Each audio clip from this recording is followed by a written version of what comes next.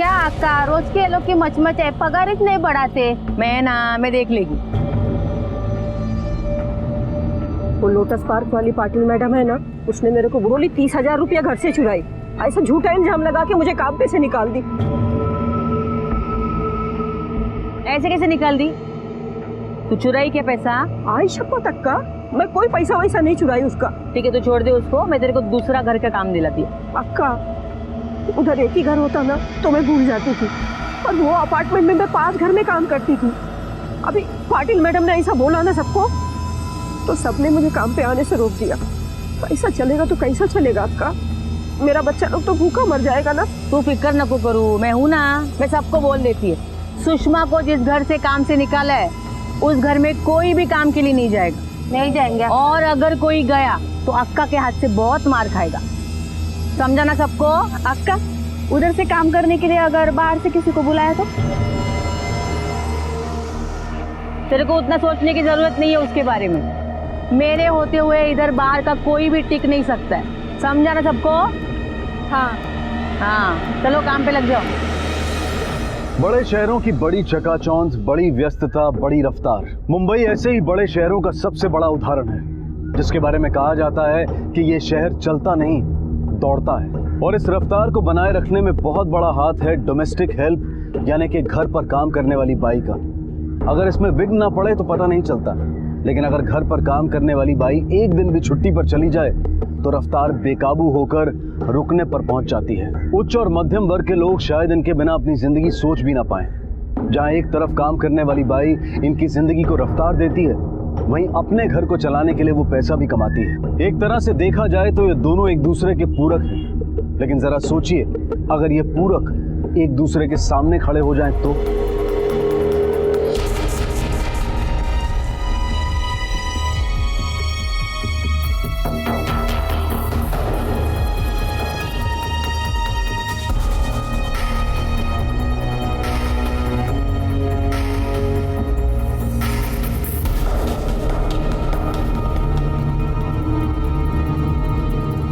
अरे हो, कहाँ जा रहे हो? ये लोटस पार्क बिल्डिंग है ना? हाँ, लोटस पार्क ही है। और कहाँ जाना है? पाटिल मैडम की इधर जाना है। पाटिल मैडम क्या, कहाँ है जाना है? वो घर का काम करने के वास्ते बुलाई है।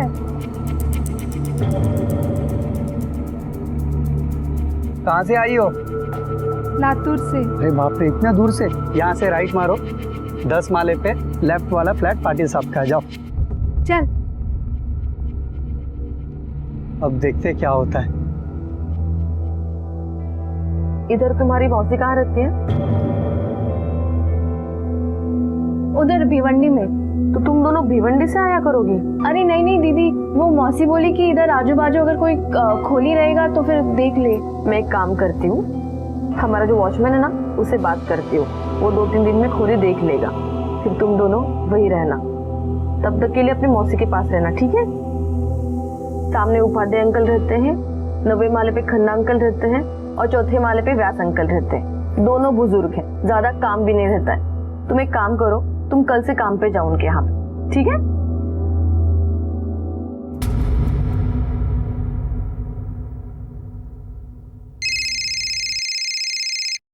हेलो, हाँ बोलो। अरे काहे इतना बोलती हो तुम?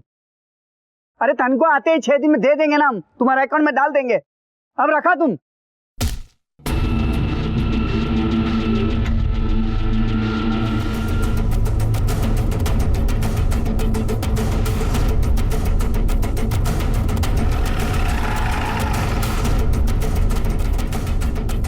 अजीब बात है, इतने ऊपर से गिर के भी खून बहुत ही कम निकला है। मतलब लोखंडे, मतलब तो पोस्टमार्टम रिपोर्ट आने के बाद ही पता चलेगा। इसे गिरते हुए किसने देखा है? हाँ सर, सोसाइटी का वॉचमैन है, उसने देखा। उसके घर वालों को खबर की?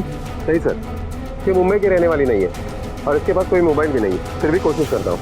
फटाफट खबर कर दो और बिल्डिंग की सीसीटीवी फुटेज भी ले लो। सर सीसीटीवी फुटेज के बारे में मैंने पहले ही पूछताछ की है, वो फुटेज नहीं मिल पाएगी क्योंकि सीसीटीवी कैमरा गए 2 महीने से बंद है। ये वॉचमैन से पता करो यहाँ का सेक्रेटरी कौन है।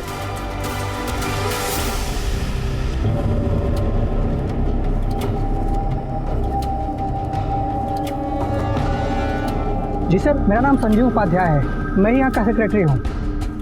आप दरवाजे के बाहर वेट करिए, टेरेस का इंस्पेक्शन होने के बाद मैं आपसे बात करता हूँ। जी।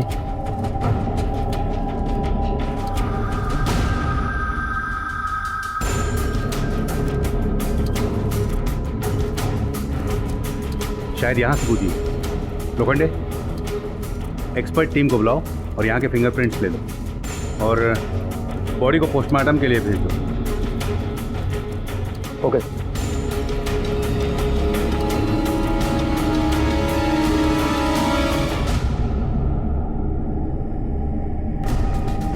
ये दरवाज़ा हमेशा खुला ही रहता है? खुला ही रहता है साहब, ज़्यादा कोई जाता नहीं है। ज़्यादा कोई नहीं जाता, कम कोई जाता है? अब उपाध्याय साहब सुबह शाम जाते हैं सर। सर मैं तो टहलने के लिए जाता हूँ। और कौन आता है टेरेस पे? साहब एक लड़का है जैन साहब का, अंकित, वो कभी चुपके दारू पीने के लिए ऊपर जाता है, लेकिन वो तो सिर्फ रात में ही जाता है साहब। और तुम नहीं जाते? जाता हूँ साहब, सुबह 10 बजे और शाम 4 बजे वो पानी का टाकी बंद करने। पर इतने दोपहर में 2:30 बजे तो कोई नहीं जाता है साहब। ये पद्मा अकेले ही रहती थी? नहीं सर, उसकी एक छोटी बहन भी है। अभी ये लोग हफ्ते भर पहले गांव से आए हैं। क्या नाम है गांव का? लातूर। लातूर की थी साहब वो, मैंने उसको रूम दिलाया था। कहाँ है वो छोटी बहन? पता नहीं साहब, उसके रूम में ही होगी। अच्छा, ये पद्मा इस सोसाइटी में और किस किस के पास काम करती थी? सर मेरे यहाँ काम करती थी मिस्टर खन्ना, मिस्टर व्यास, मिस्टर चावला और मिस्टर रवि पाटिल के यहाँ भी काम करते थे साहब। वो पाटिल मैडम ने उसे मुंबई बुलाई थी। मिस्टर उपाध्याय, क्योंकि आप सोसाइटी के सेक्रेटरी हैं तो आपको पुलिस स्टेशन आना पड़ेगा। कुछ फॉर्मेलिटीज़ हैं वो आपको पूरी करनी पड़ेंगी। जी। लोखंडे, मिसेस पाटिल को पुलिस स्टेशन बुलाओ और तुम ये वॉचमैन के साथ जाकर पद्मा की बहन को पुलिस स्टेशन ले। Okay sir. साहब एक मिनट। साहब ये गली में ये वाला साहब, ये पद्मा का रूम है।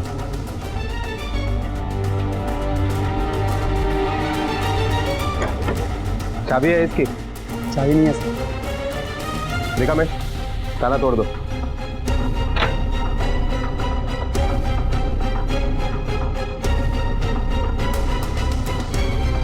कमरा तो बहुत छोटा है। मारिक मैडम, बाथरूम में चेक करो। Yes sir.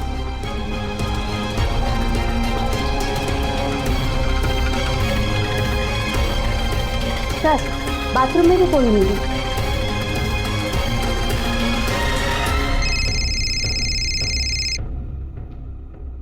हाँ लोखंडे बोलो। सर, पद्मा की बहन घर पे नहीं मिली। देखो आसपास के लोगों से पूछताछ करो, हो सकता है वहाँ कहीं हो या फिर उन लोगों को पता हो। लोखंडे वो 10 साल की छोटी सी बच्ची है और मुंबई शहर में उसका इस तरह खो जाना उसके लिए बेहद खतरनाक हो सकता है। तो जितना जल्दी हो सके उसे ढूंढो लोखंडे। वो पद्मा उसके छोटे बहन के साथ इधर ही रहती है ना? आज देखा है उसको? क्या मालूम साहब किधर गई, सुबह से तो देखा नहीं। साहब वो इधर कैसे मिलेगी, वो पद्मा उसको अपने साथ काम पे लेके जाती है ना। हाँ सर, मैंने ही पद्मा को गांव से बुलाया था। मेरी एक सहेली ने उसे भेजा था, पर अब मुझे ऐसा लग रहा है कि मैंने क्यों उस बेचारे को यहाँ पे बुलाया। पद्मा के पहले आपके पास कौन काम करता था? सुषमा करके बाई थी, पर हमने उसे काम से निकाल दिया था। झूठा इल्जाम लगा के मुझे काम पे से निकाल दी। क्यों निकाल दिया था? वो इसलिए क्योंकि एक दिन मेम साहब काम हो गया, जाती है मैं।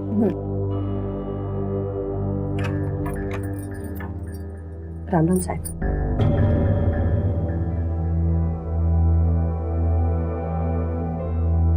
Okay okay, bye bye. Sushma. हाँ मेम साहब। एक मिनट। हाँ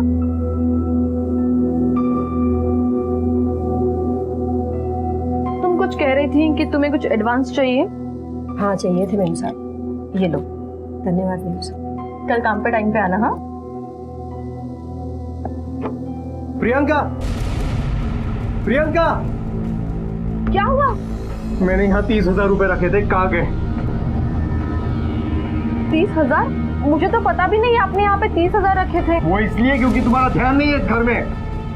वो तुम्हारी सुषमा मेरे 30,000 रुपए चुराती और तुम्हें कुछ खबर नहीं। वो जब काम करने घर पे आई थी तो आप घर पर ही थे ना? घर पर ही था मैं। रवि फिर वो कैसे पैसे चुराएगी? ढूंढते हैं, यहाँ के बदले ना आपने कहीं और रखे होंगे। देखो मुझे अच्छी तरह याद है, मैंने यहीं पे रखे थे। तुम्हारे भाई ने ही मेरे पैसे चुराए हैं। उसके बाद हमने उसे काम से निकाल दिया। आपने चोरी की कंप्लेंट पुलिस में की थी? नहीं, क्यों नहीं की थी? रकम बहुत ज़्यादा नहीं थी, तो रवि ने सोचा कि क्यों पुलिस के चक्कर में पड़ना है। ओह, एक बात समझ में नहीं है मिसेस पाटिल कि यहाँ पे बाई ढूंढने के बजाय आपने इतनी दूर लातूर से पद्मा को बुलाया, क्यों? क्योंकि सर यहाँ पे काम वाली बाई मिलना बहुत मुश्किल है और सुषमा यूनियन में चली गई थी, तो हमारे यहाँ पे काम करने के लिए कोई भी तैयार नहीं था। अजीब बात है, एक घर का काम छूटने से तुम्हारी बाई यूनियन में पहुँच गई। सर वो उस तरह की यूनियन नहीं है, इलाके की सारी काम वाली बाइयाँ एक साथ है, बस इतना ही है। और बात एक घर की नहीं है, हमारे बाद एक एक करके सबने उसे काम से निकाल दिया था। हफ्ते भर का काम मैंने खुद किया है, और मेरी ही नहीं, हम चारों के घर पे कोई काम वाली काम करने के लिए नहीं आ रही थी यूनियन के डर से। फिर मैंने अपने पहचान से पद्मा को यहाँ पे बुलाया। 17 तारीख को पद्मा यहाँ पे आ गई, तब जाके हम सबको थोड़ी राहत मिली। सर पद्मा के फिंगरप्रिंट ना तो ही टेरेस के रेलिंग पर मिले, ना ही दरवाजे पर। मतलब लोखंडे, पद्मा ने टेरेस से नहीं कहीं और से छलांग लगाई है, इस तरफ की किसी बालकनी से। या हो सकता है कि पद्मा ने छलांग लगाई ही नहीं हो, किसी ने उसे उठा के फेंक दिया हो। इसका मतलब ये खुदकुशी नहीं, कत्ल का मामला है। पुलिस को गुमराह करने के लिए कातिल ने दरवाजा खुला छोड़ दिया हो। लोखंडे, मिसेस पाटिल के मुताबिक कामवाली बाइयों की यहाँ बहुत दहशत होती है। हो सकता है उनकी पिछली बाई सुषमा का इसमें कोई हाथ हो। सोन कामले, ये सुषमा को पुलिस स्टेशन बुलाओ। और लोखंडे, ये पद्मा की छोटी बहन का कुछ पता चला? सर उसके बारे में मैंने उसकी बस्ती में, बिल्डिंग में काफी जगह पूछताछ की, लेकिन ना ही किसी ने उसे देखा है, ना ही उसके बारे में कोई चीज जानता है। उपाध्याय, चावला, खन्ना, इन सभी लोगों से पूछा, रवि पाटिल से भी पूछा। सिर्फ पूछा नहीं है तो मिस्टर एंड मिसेस व्यास से। क्यों सर, उन्होंने दरवाजा ही नहीं खोला।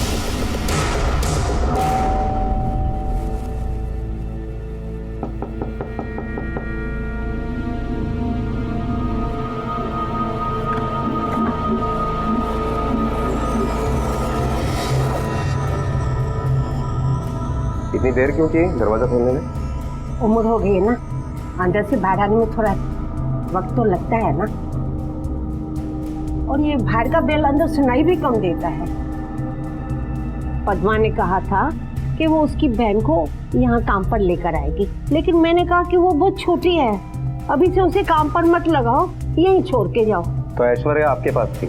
हाँ, कुछ देर बाद वो पद्मा आई और काका, ऐश्वर्या अंदर है। ऐश्वर्या, हाँ ताई। अच्छा सुन, 10-15 मिनट बाद ना ऊपर आ जाना। हाँ, 10-15 मिनट बाद वो छोटी बहन भी चली गई। लेकिन उसने ऐश्वर्या को किसके यहाँ बुलाया था? शायद उपाध्याय के यहाँ से। नहीं, शायद चावला के यहाँ से। लेकिन वो खुद भी पाटिल के यहाँ चली गई। नहीं, वो कुछ याद नहीं आ रहा है साहब, कुछ याद नहीं आ रहा है। सर, आप इनसे क्या पूछ रहे हैं? इन्हें तो कुछ याद ही नहीं रहता है। आपके बेटी पद्मा का गांव में किसी के साथ मतलब कुछ दोस्ती प्यार वगैरह चल रहा था? नहीं साहब, बहुत सीधी थी मेरी बेटी, कभी किसी के तरफ नजर उठा के भी नहीं देखती। आपकी छोटी बेटी ऐश्वर्या भी गायब है, क्या आपके पास उसकी कोई तस्वीर है कि हम उसे ढूंढ पाए? जी, ले लीजिए।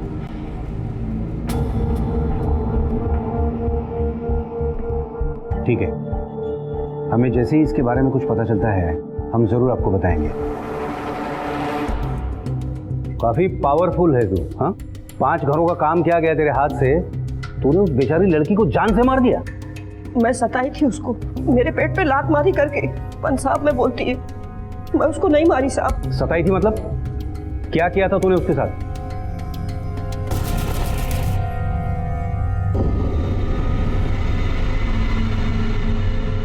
कौन आप?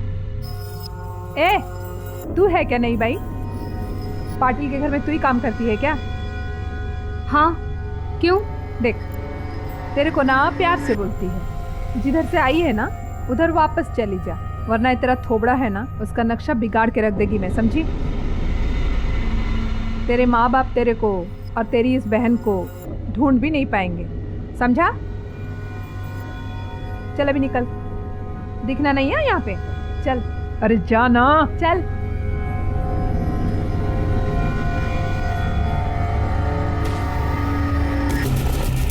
उम्र कम थी साहब उसकी, पर अकड़ बहुत बड़ी थी। मना करने के बावजूद दूसरे दिन फिर से काम पे पहुंच गई साहब। तभी हम लोग ने सोचा इसको डराने के लिए कोई दूसरा तरकीब निकालते।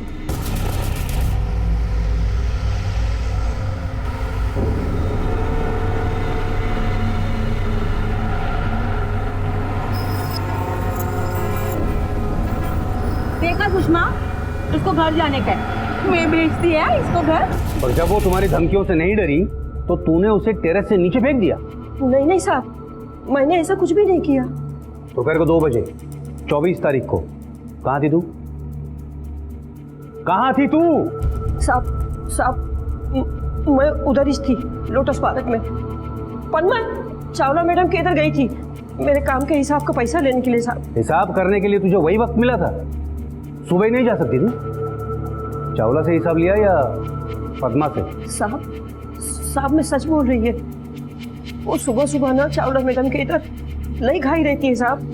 उसका दोनों छोकरा, दोनों बहू लोग काम पे जाता है, इसके लिए काय को इतना मचमच में जाने का करके मैं सोची दोपहर को जाने को साहब। एक तो तू सच नहीं बोल रही है और दूसरे जब तक पद्मा का कातिल पकड़ा नहीं जाता तो यहाँ से बाहर कहीं नहीं जाएगी। इसे यहीं बिठा के रखो। साहब मैं आपके हाथ जोड़ती है साहब ऐसा जुलूम मत करो साहब। मेरे घर में मेरे छोटे छोटे बच्चे पर उनको कौन देखेगा साहब मैं सच्ची बोलती हूँ, मैं कुछ नहीं की साहब। यहाँ इस बिल्डिंग में कौन कौन सी भाई आती है काम के लिए? सब सुषमा और लक्ष्मी ही काम पे आते थे, और जब से सुषमा को काम से निकाल दिया तो लक्ष्मी आते थे। नहीं साहब, पद्मा को मैंने कभी कुछ भी नहीं किया साहब। वो तो यूनियन की डर की वजह से मुझे उनके साथ जाना पड़ता था साहब। जो भी कुछ किया ना वो सुषमा और कमराक्का ने किया साहब। उस दिन वो दोनों ने तो पद्मा के मुंह पर कालिक भी पोती थी। मैं मानती है साहब कि उसको हम लोग बहुत सताए, लेकिन उसके मरने से हम लोग का कोई वास्ता नहीं है साहब। 24 तारीख को तू लोटस पार्क में ही थी ना? क्या कर रही थी तू वहाँ? हाँ, वो साहब मेरे को वो व्यास अंकल आंटी ने मेरे को वहाँ पे बुला लिया था। वो क्या है ना, सुषमा वहाँ पे पहले काम करती थी खाना बनाने का, और अभी पद्मा काम कर रही थी, लेकिन पद्मा का खाना उनको जमता नहीं था ना, तो उन्होंने मेरे को बुला लिया था। तुमको बुलाने से फायदा क्या? क्योंकि तुम खुद वहाँ किसी को काम करने नहीं देती थी, फिर तुम कैसे उनका खाना बनाने का काम ले सकती थी? नहीं साहब, मैं वहाँ पे काम करने वाली नहीं थी, मैं किसी और को ही भेजने वाली थी वहाँ पे। क्या है ना, अंकल आंटी का बहुत उम्र हो गया है ना, तो मैं वहाँ पे गई और सोची कि किसी और को भेजूं। लेकिन तुझे ये भी पता था कि पद्मा उस वक्त वहीं उसी बिल्डिंग में थी? नहीं साहब, ये इतना सब सोच के दिमाग लगा के थोड़ी मैं वहाँ पे गई थी। वो क्या है, उस दिन का सब घर का काम मेरा हो गया था, इसलिए वहाँ पे चली गई थी मैं। उस दिन कमला आपके यहाँ किस काम से आई थी? मैंने कमला को बुलाया था। इस उम्र में तो मुझसे खाना बनाया नहीं जाता। पद्मा तो बिल्कुल गांव जैसा खाना बनाती थी। साहेब ठेका बनाना तो आती ही था, अब उसके बिना हमें नहीं चलता। हाँ पाल। तो फिर मैंने कमला को कहा कि हमें कोई बाई ला के दे, तो फिर उसने कहा था कि मैं अगले दिन बाई ला के दूंगी। पुलिस कमला, लक्ष्मी और सुषमा तीनों पर नजर रखे हुए थी, लेकिन तहकीकात में तीनों की ही बात सच निकली। चावला, नायर और व्यास दंपत्ति ने उनके बयान की पुष्टि की थी। पर क्या वाकई ये इत्तेफाक था कि तीनों एक ही दिन एक ही समय में लोटस पार्क में मौजूद थी, या फिर ये किसी सोची समझी साजिश के तहत हुआ था? सारे पासे पुलिस की उम्मीद के विपरीत पड़ रहे थे, लेकिन फिर भी पुलिस का शक इन तीनों पर से हट नहीं रहा था। इन्हें बेगुनाह मानने को तैयार नहीं था। सर, आपका शक सही निकला। पद्मा की पोस्टमार्टम रिपोर्ट के मुताबिक उसकी मौत ऊंचाई से गिरकर नहीं, बल्कि दम घुटने की वजह से हुई है, और वो भी लगभग दोपहर को 1 बजे से 3 बजे के बीच में। सोच समझकर साजिश के तहत उसे नीचे फेंका गया। टेरेस का दरवाजा हमेशा खुला रहता है, इस बात का फायदा भी लिया गया। लोखंडे, ये खून इतनी प्लानिंग से किया गया है कि हो सकता है ये खून इन तीनों के अलावा किसी और ने किया हो। पद्मा की छोटी बहन ऐश्वर्या का कुछ पता चला? सर उसकी फोटो हमने सारे पुलिस स्टेशन में भेज दी है और अपने खबरियों को भी काम पर लगा दिया है। जहां जहां उस लड़की को भेजने की पॉसिबिलिटी है उस हर जगह की हमने छानबीन की, लेकिन कोई इंफॉर्मेशन नहीं मिली। Hello, inspector Shetty here. हाँ बोलिए। हाँ हाँ जी ठीक है, हम अभी पहुँचते हैं। साहब, ये मुझे हमेशा बुलक कर कहती है। अब आप लोग तो जानते हैं ना, इस उम्र में याददाश्त तो कमजोर हो ही जाती है। पर अब मुझे ठीक तरह से याद आ गया है कि पद्मा ने ऐश्वर्या को किसके यहाँ आने के लिए कहा था। अच्छा सुन, 10-15 मिनट बाद ना ऊपर आ जाना। हाँ, वो उपाध्याय साहब के घर पे, और अगर मैं नहीं रही तो कुंडी खोल के अंदर आ जाना। वो सामने पाटिल साहब का घर है ना, मैं उधर ही रहेगी, ठीक है? 24 तारीख को आपके घर पे कौन था जब वो आई थी? सर मैं था घर पे। उस वक्त ये घर पर ही थे। मैं 12:15 बजे जॉब चली जाती हूँ। मिस्टर पाटिल, आप कितने बजे निकलते हैं और क्या काम करते हैं आप? फिलहाल मैं काम ढूंढ रहा हूँ सर। 1 साल पहले मैंने नौकरी छोड़ दी थी, तब से घर पे हूँ, इसलिए जब बाई आती है मैं अकेला ही रहता हूँ घर पर। पद्मा आपके घर कितने बजे आई थी? रोज की तरह 12:30 बजे। और वापस कब गई थी? करीब 1:30 बजे तक।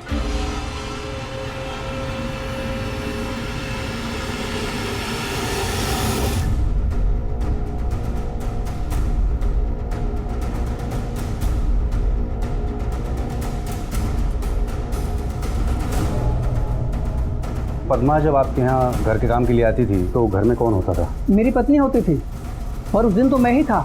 मेरी पत्नी कुछ दिन के लिए मायके गई हुई है, उसकी माँ की तबीयत ठीक नहीं है। मैं यहाँ 1:30 बजे आ जाता था और काम खत्म होने तक रहता था, लेकिन उस दिन 2 बजे दुकान से अर्जेंट फ़ोन आया, इसलिए मैं निकल गया। मतलब उस दिन पद्मा आपके यहाँ नहीं आई थी? आई थी सर, और काम भी किया था। मैंने जाते हुए उसे बोला था कि काम खत्म हो जाने के बाद दरवाज़ा बाहर से खींच के बंद करेगा, लाइट अपने आप बंद हो जाएगा, और बाहर से कुंडी लगा देगा। पाटिल के यहाँ काम करने के बाद वो आपके यहाँ आती थी, है ना? जी सर। किस टाइप का आदमी है ये पाटिल? और सर पाटिल वैसे तो आदमी बुरा नहीं है, पर पिछले 1 साल से उसके पास कुछ काम नहीं है, ज़्यादा समय घर पे ही रहता है। पर उस दिन 24 तारीख को मैं दुकान से 5 मिनट पहले आ गया था, लगभग 1:15 बजे। तो मैं अपने घर के अंदर जा रहा था, मैंने देखा कि पद्मा पाटिल के घर में थी।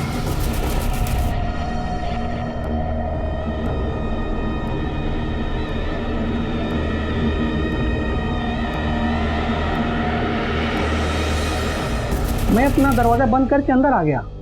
पद्मा आधे घंटे के बाद आई, तकरीबन 2 बजे के आसपास, और 1-2 मिनट के बाद मैं निकल गया। लोखंडे,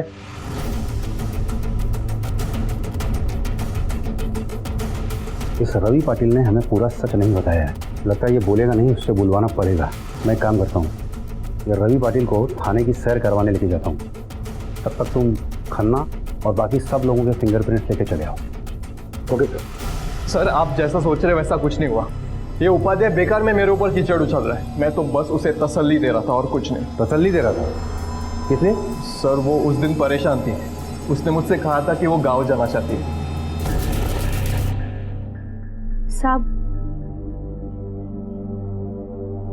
साहब मेरे को आपसे एक बात करनी थी। बोलो। साहब मेरे को यहाँ पे और काम नहीं करने का है, मैं वापस गांव जा रही है। क्यों, क्या हुआ? यहाँ इलाके के सारे भाई मेरे को बहुत परेशान करते हैं साहब, मेरा मुंह भी काला कर दिया। मैं यहाँ पे और नहीं रह सकती साहब, मुझे जाना है साहब। तुम रो क्यों रही हो? ऐसे डर कर भागना थोड़ी चाहिए। हम सब लोग भी तो है ना यहाँ पर, कोई कुछ नहीं करेगा तुम्हें, ठीक है? देखो तुम रोना बंद करो, ओके? जाओ अंदर जाकर मुंह धो करो। मतलब तुझे उस पर तरस आ गया, तुमने उसको तसल्ली दी, उसके आंसू पोछे, उसका भरोसा हासिल कर लिया, और जब उसने तुम पे भरोसा कर लिया तुमने उस भरोसे का फायदा उठाने की कोशिश की। नहीं सर, ऐसा कुछ भी नहीं हुआ। देखो सर, मैं मानता हूँ कि खन्ना के घर की चाबी मेरे पास थी, लेकिन वो चाबी उसने सारे काम खत्म करने के बाद मुझे दी थी, करीब 2-2:15 बजे, उपाध्याय के घर का काम खत्म करने के बाद। साहब ये खन्ना साहब की चाबी है, उन्होंने आपको देने को बोला था। तो तुमने पक्का सोच लिया गाँव जाने का? हाँ साहब, वो आप दीदी को भी बोल दो कि कल से मैं नहीं आएगी। ठीक।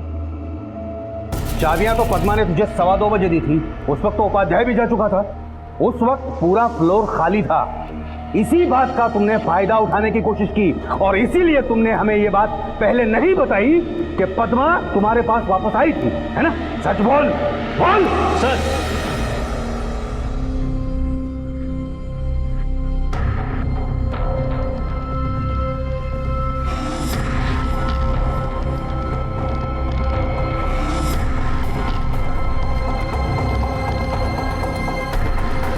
सर ये बदबू यहीं से आ रही है। तो ऊपर से कचरा हटवा दो।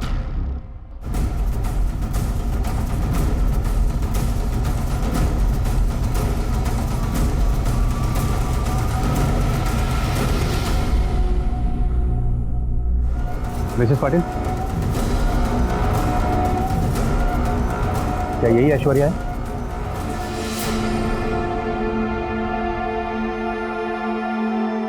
हाँ सर। लोखंडे, इसकी माँ को खबर कर दो। Yes sir.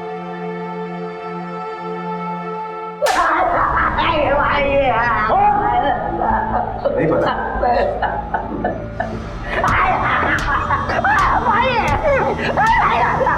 नहीं पता था वहाँ कहाँ से आए। बारिश शुरू होगी ना तो कचरे से बदबू और गंद फैलेगी, इसलिए मैं वहाँ सफाई करने गया था। बारिश शुरू होने में तो अभी टाइम है और तुझे अचानक से साफ सफाई का ख्याल है? हाँ, वो सामान तो कब से पड़ा था वहाँ पे? सच बता, ऐश्वर्या को तूने ही मार कर वहाँ रखा था ना? नहीं सर, सच में कहा, मैंने नहीं मारा साहब। नहीं मारा। बस करो, अंदर कर दो इसको। कुछ दिन अंदर सड़ेगा तो अपने आप सच उगलेगा, फिर वो भी बताएगा जो अब तक नहीं बताया। सिर्फ एक बात बताना भूल गया था अभी तक, दिमाग से उतर गया था साहब। कोई नई कहानी बताएगा हमें घुमाने के लिए? सर वो पद्मा है ना, 3-4 दिन से एक लड़के के साथ वो गली में बिल्डिंग है ना साहब, उधर चाय की टपरी में साथ चाय पीते थे। कौन था वो लड़का?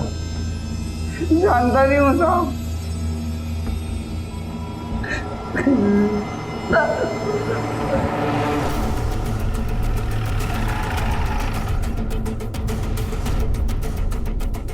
पहचानते इसको? चाय पीने आती थी यहाँ। हाँ साहब, राजेश के साथ में आई थी 4-5 बार यहाँ। कौन राजेश? कहाँ रहते ये? कौन था ये राजेश? पद्मा इसे कैसे जानती थी और उसका इससे क्या वास्ता था? क्या राजेश का पद्मा के कत्ल से कोई ताल्लुक था? पुलिस ने इस दिशा में अपने कदम आगे बढ़ाए थे और साथ ही पद्मा की मां के फोन कॉल रिकॉर्ड्स भी मंगवाए थे। ऐश्वर्या का खून किसने और क्यों किया था? और अगर पद्मा को टेरेस से नहीं फेंका गया था तो ऐश्वर्या की लाश को क्यों और कौन टेरेस पर बेकार सामान के नीचे छुपा गया था? ऐश्वर्या की लाश मिलने के बाद पुलिस पर दबाव बढ़ गया था। पुलिस की एक अदद उम्मीद थी फिंगरप्रिंट्स रिपोर्ट, जिसका वो इंतजार कर रहे थे। सर, लोटस पार्क से मिले हुए फिंगरप्रिंट्स की रिपोर्ट आ गई है। क्या है रिपोर्ट में? सर, खन्ना के घर के बालकनी में पद्मा के फिंगरप्रिंट्स नहीं मिले, सिर्फ घर वालों के मिले। हो सकता है कि 3-4 दिनों में मिट गए हों। आगे देखो। सर, उपाध्याय के घर के बालकनी में भी पद्मा के फिंगरप्रिंट्स नहीं मिले, लेकिन किसी अननोन शख्स के फिंगरप्रिंट्स जरूर मिले, जो ना ही पद्मा के हैं ना ही उपाध्याय के घर वालों के। मैंने जाते हुए उसे बोला था कि काम खत्म हो जाने के बाद दरवाजा बाहर से खींच के बंद करेगा, लाइट अपने आप बंद हो जाएगा।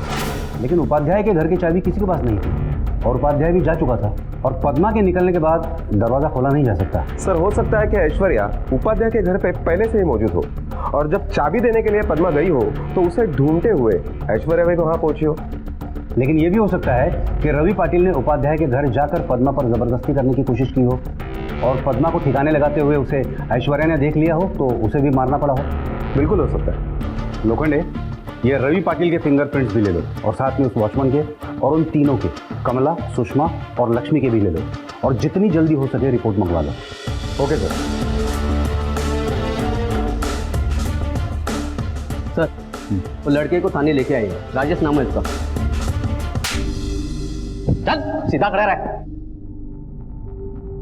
मेरी ऐसी कोई पहचान नहीं थी पद्मा से, मतलब 2-4 दिन पहले पहचान हुई थी उससे। अच्छा, मतलब 2-4 दिन की जान पहचान से तू उसे रोज चाय पिलाने ले जाने लगा? ऐसे कितने लोगों को चाय पिलाता है तू रोज? सब सिर्फ पद्मा को, मतलब मैं उसके ऊपर नजर रख रहा था क्योंकि मैं उसको बचाना चाहता था। बचाना चाहता था? किससे? अपने आई से। वो उसके ऊपर गुस्सा थी ना साहब। अपने आई से क्यों बचाना चाहता था? क्या नाम है तेरी आई का? कमला। मैंने एक दिन आई की बातें सुनी। वो सब लोग है ना पद्मा के बारे में बात कर रहे थे। अभी तक वो पद्मा अपने गांव भी पहुंच गई होगी। अभी देखना तेरी पाटिल मैडम कैसे नाक रगड़ते आएगी तेरे सामने। काम पे वापस आजा करके बोलेगी, देख तेरे को। अक्का, सही अक्कल सिखाई तूने वो पद्मा को। अरे मेरा काम छीनने चली थी चुड़ैल कहीं की। साहब मैं उसको देखने चला गया, मतलब कौन लड़की है बोल के।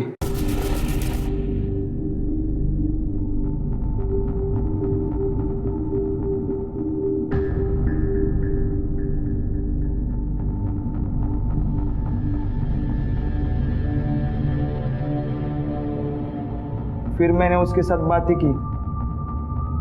मुझे वो सीधी सादी लड़की लगी।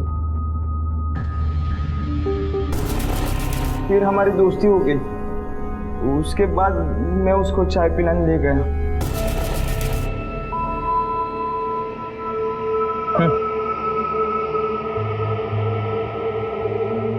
तुम घर जाने के लिए जहाँ से बस पकड़ते हो ना, वहाँ से मत पकड़ना। मैं तुम्हें दूसरा बस स्टॉप दिखाता हूँ, वहाँ से जाना।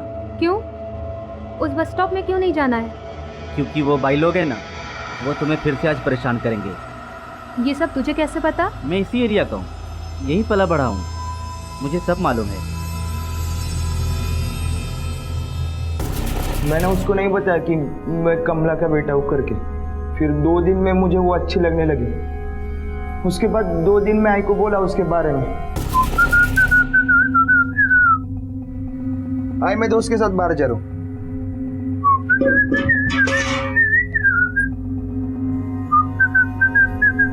काय रे, पोरगी पटली काय कुठली तुला? नहीं मुझे अजून पटली नहीं, लेकिन तुम लोग ने उसे इधर टिकने दिया ना तो पट जाएगी।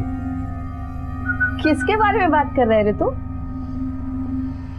वो लोटस पार्क में काम करती है ना पद्मा, जिसको कल्टी करने के लिए तुम लोग पीछे पड़े हो। मैं क्या बोलता हूँ अक्का, मतलब उसे छोड़ दो ना। कल के लिए पीछे पड़े हो? नहीं मतलब सुन भाई समझ कर छोड़ दो। कैसे बात कर रहा है रे आपका से तू? बेशरम कहीं का। अरे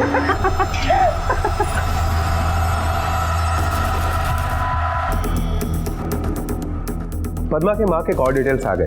24 तारीख को पद्मा के माँ के मोबाइल पर इस नंबर से कई बार फोन किया गया, लेकिन फोन किसी ने रिसीव नहीं किया। और ये फ़ोन कॉल्स कितने बजे किए गए हैं? सर 2:15 से लेकर 2:25 के बीच में। इसका मतलब रवि पाटिल को खन्ना के घर की चाबी देने के बाद पद्मा वापस यहाँ गई थी, पर इस घर की चाबी तो पद्मा के पास नहीं थी। इसका मतलब काम खत्म होने के बाद पद्मा ने लैच अंदर से बंद कर दिया हो।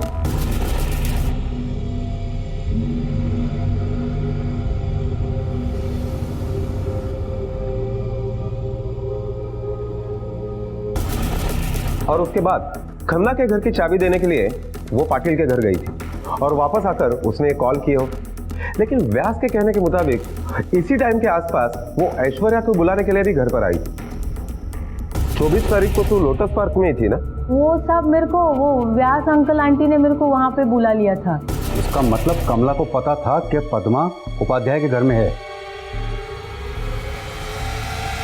सर, बाकी लोगों के फिंगरप्रिंट्स रिपोर्ट आ गई।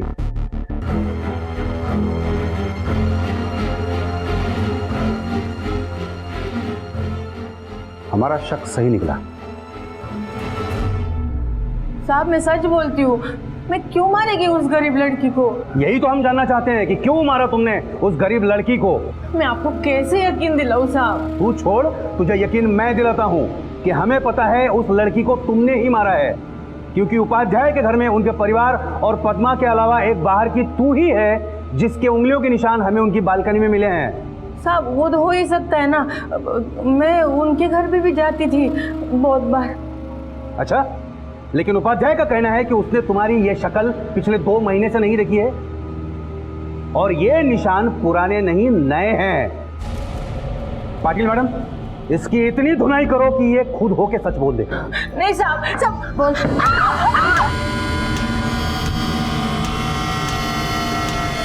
एक मिनट बोलती हूँ सब बोलती हूँ।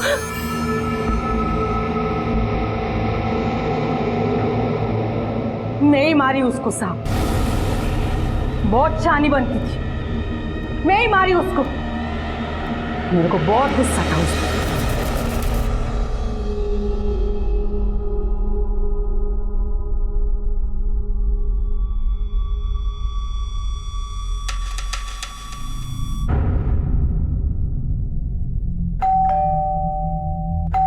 हाँ हाँ आ रही है।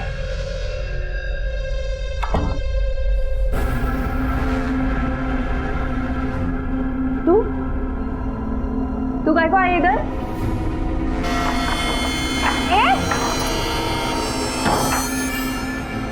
तू क्या येड़ी समझती है मेरे को? हाँ, काय को मेरे पीछे पड़ी है? क्या बिगाड़ा मैंने तेरा? हाँ, क्या बिगाड़ी है तू? अरे सब खत्म कर दी मेरा तू। तेरे को मालूम है तुम बाई लोगों में मेरी कितनी इज्जत थी, अब सब मेरे को बोलती है कि कमला अक्का से एक गांव की छोकरी नहीं संभली। हाँ, मेरा मजाक उड़ाती है और अभी तुम मेरे बच्चे को झांसा दे रही है अपना काम निपटाने के लिए। तेरे को क्या लगता है मैं उन लोगों को ये बोलने का और एक मौका दूंगी कि कमला जिससे हारी उसी को अपनी बहू बना ली? बहुत हो गया तेरा, मैं सुनूंगी नहीं।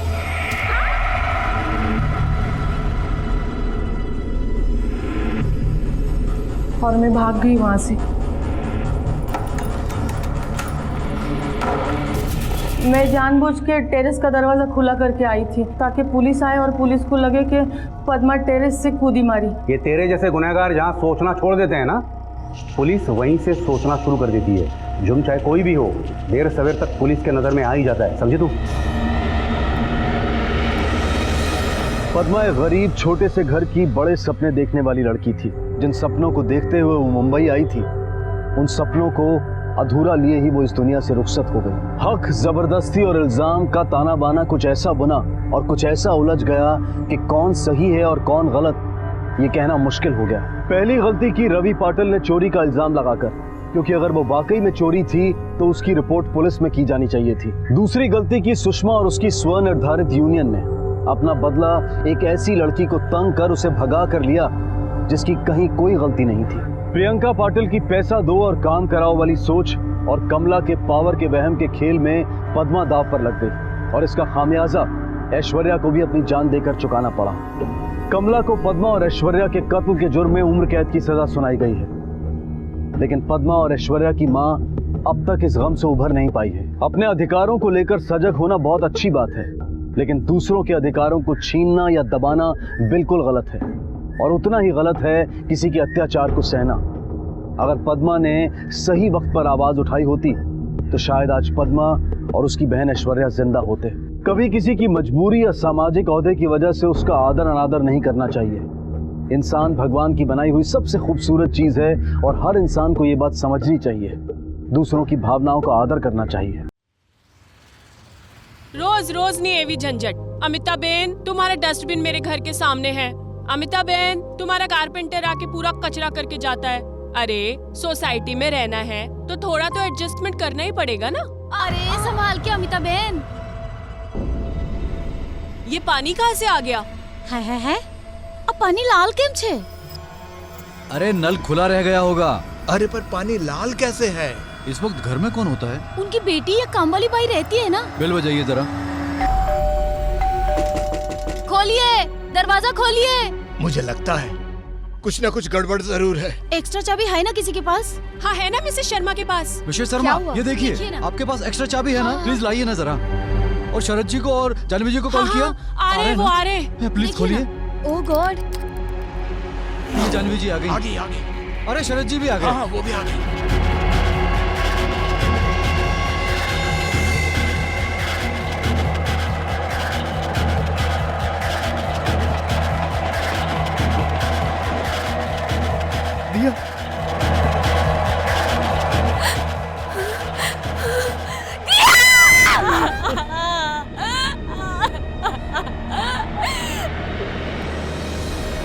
शहरी जीवन अपने साथ लाता है कई चुनौतियां, कई संघर्ष, और लोग इसी संघर्ष के बीच किसी तरह अपने और अपने परिवार के लिए खुशी और मुस्कुराहट के दो पल ढूंढ लेते हैं। जानवी और शरद कुमार भी इन्हीं अनगिनत लोगों में से थे। रोजमर्रा की भागदौड़ में ये पति पत्नी और इनकी 3 साल की बेटी दिया एक सामान्य मध्यम वर्गीय जीवन शैली में ढल चुके थे। लेकिन एक वाकये ने इनके परिवार और जिंदगी दोनों को तहस नहस कर दिया। यह हादसा भयानक था, लेकिन उससे भी ज्यादा खौफनाक था वो हिंसात्मक और रक्तमय तरीका जिसके द्वारा इस हादसे को अंजाम दिया गया था। इस दिल दहला देने वाले मंजर ने सारे मोहल्ले को झकझोर कर रख दिया। लेकिन क्या कारण था इस भयानक मौत के पीछे? आखिर 3 साल की दिया वॉशिंग मशीन के अंदर पहुंची कैसे? पुलिस इन्हीं सवालों के जवाब ढूंढ रही थी।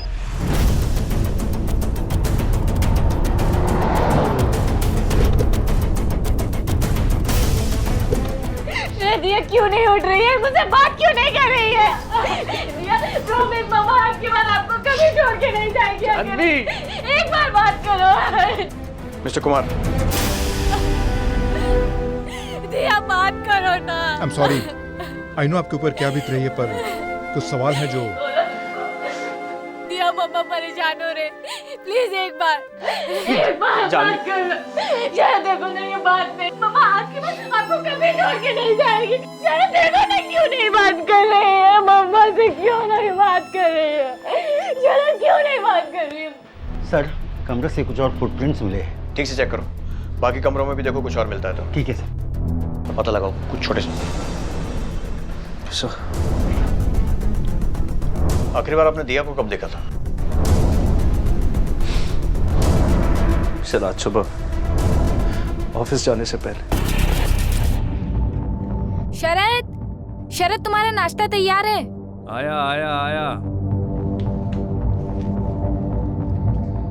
यार फिर पराठे? तुम्हें कुछ और बनाना नहीं आता है क्या? हाँ, मुझे केचप दो। दही रखी है टेबल पर वहीं। अरे मुझे केचप के साथ खाना है यार। तुम्हारी तो हमेशा से किचकिच। दिया इधर आओ। फिर केचप लेके बैठ गई। इधर आओ मम्मा के साथ। चलो बेटा जल्दी आओ। अरे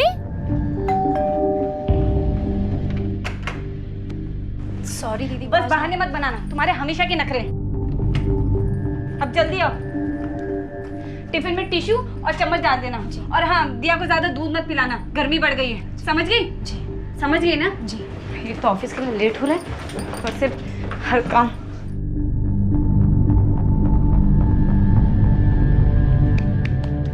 जानवी, मेरा हो गया, चलना है साथ में? अरे हूँ क्या यार, वी गेटिंग लेट, जल्दी तैयार हो। आ रही हूँ भाई। ओके पापा, पापा अब शाम को मिलेंगे। ओके चलो। हाँ, टिफिन दो। चलो बाय। उसका ध्यान रखना पिंकी।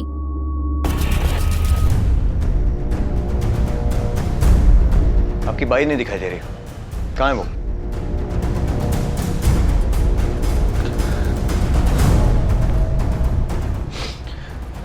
पता नहीं सर, हमने भी उसे नहीं देखा है।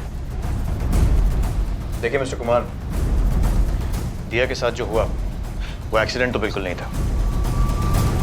आपकी किसी से कोई दुश्मनी या किसी पर शक? शरद भाई साहब, ये देखिए देखिए जानवी ने क्या किया।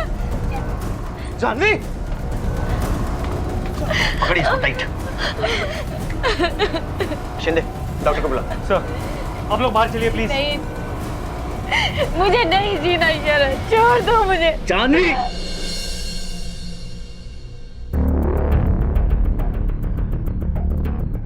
सर ये तो क्लियर रॉबरी का मामला है, पूरा घर बिखरा हुआ है। और काम वाली बाई गायब है। इतना सब हो गया लेकिन वो कहीं भी आसपास दिखाई नहीं दी, जबकि बिल्डिंग वालों के हिसाब से इस टाइम पे वो घर में ही रहती है। सर एक तो ये हो सकता है कि वो ये सब देख के घबरा के भाग गई, या तो फिर इसका पूरे चक्कर में कुछ ना कुछ लेना देना है। तो एक बात तो श्योर, 100% इसके पास हमारे कई सवालों के जवाब होंगे। शिंदे एक काम करो, सबसे पहले इस काम वाली बाई पिंकी को ट्रेस करो और उसके बाद ये पता लगाओ कि घर में ज़बरदस्ती घुसने के कोई निशान है या नहीं। पहले इस चोरी के एंगल को इन्वेस्टिगेट करते हैं। खबरियों से पता करो कोई लोकल चोर है क्या जिसका वायलेंट बैकग्राउंड है। हो सकता है चोरी के दौरान कोई गड़बड़ हुई और बौखलाहट में चोर ने बच्ची को बेरहमी से मार दिया। सर बिल्कुल, मुझे तो लगता है ये रॉबरी का ही केस है। देखिए, ऐसे माहौल में हमें सिक्योरिटी तो टाइट करनी ही होगी। इसके लिए चाहे एक गार्ड का खर्चा और हो जाए। आप लोगों की क्या राय है? नहीं, ठीक है, सही बात है। साहब, वो उस वक्त टॉयलेट गया था, मैं शायद तभी गया था। कोई सोसाइटी में आता है और इतना बड़ा क्राइम करके चला जाता है, और तुम उतना वक्त टॉयलेट में होते हो। सोते हो क्या टॉयलेट में? सॉरी साहब, शायद ध्यान नहीं दिया होगा मैंने। उनके घर की जो नौकरानी है पिंकी, जानते हो ना उसे? उस दिन क्राइम के बाद कभी दिखाई दी तुम्हें? नहीं। जानते नहीं हो या दिखाई नहीं दी? मतलब पता नहीं साहब।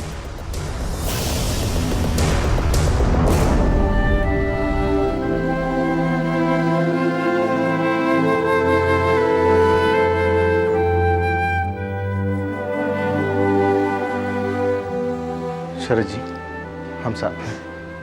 कुछ भी बात हो बेझिझक फोन कर लीजिएगा। Thank you. Mister Sharad Kumar.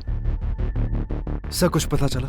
देखिए, फिलहाल तो ये मामला चोरी का लग रहा है, लेकिन उसे कंफर्म करने के लिए भी हमें आपकी मदद की जरूरत है। आपने चेक किया घर में कि कुछ सामान गायब है क्या? कीमती चीजें, कैश, ज्वेलरी वगैरह? अभी तक नहीं सर। देखिए, जब तक ये पता नहीं लगेगा तब तक हम चोरी की इन्वेस्टिगेशन भी शुरू नहीं कर सकते। आपके घर में किसी भी तरह की फोर्स एंट्री का कोई निशान नहीं मिला है। इसका मतलब ये है कि या तो चोर के पास चाबी थी या फिर किसी अंदर वाले ने ही उसे आने दिया। हमें आपकी सर्वेंट पिंकी पर शक है, लेकिन वो गायब है, और सोसाइटी में जो उसका एड्रेस है वो टेम्परेरी था। तो आपके पास उसका कोई एड्रेस या कुछ कॉन्टैक्ट वगैरह है? No sir. याद कीजिए, शायद बातों बातों में उसने कुछ अपने गांव का नाम या कोई भी बात बताई हो। Sorry sir. देखिए, इस केस के सॉल्व होने के लिए पिंकी का मिलना बहुत ज़रूरी है। वॉचमैन। क्या कहा आपने? वॉचमैन से पूछी, वो जरूर जानता होगा। उसका और पिंकी का चक्कर चल रहा था। मैं तो खुद पिंकी को यहाँ से काम से निकालने वाली थी। चिपके रहते थे दोनों के दोनों सोसाइटी के किसी कोने में। उस दिन भी वही कर रहे होंगे। और वहाँ मेरी बच्ची आगे।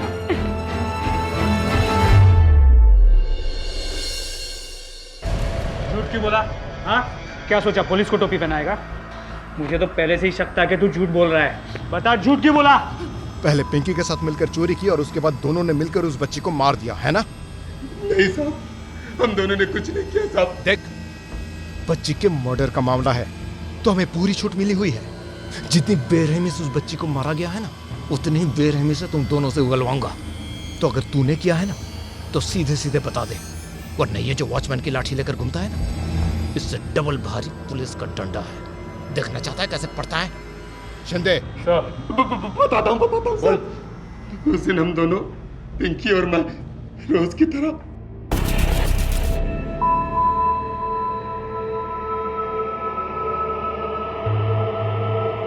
तेरे सेठ के घर पे मिलते हैं ना एक दिन। क्यों? कभी तो तेरे साथ हैं, मुलायम बिस्तर पर, नरम नरम गद्दे पर, हैं? अरे इधर कोई देख लेगा ना तो डर लगता है क्या? अरे पकड़े जाने का डर हो तो और मजा आता है। करने की तनख्वाह मिलती है तुझे? हाँ? तेरी लापरवाही की वजह से उस बच्ची की जान गई। शर्म आती है तुझे? एड्रेस दे पिंकी का। सच में साहब, हम दोनों को कुछ नहीं पता। एड्रेस दे, वरना एक और चार्ज लगाऊंगा गुनाहगार को बचाने का, और फिर सजा डबल।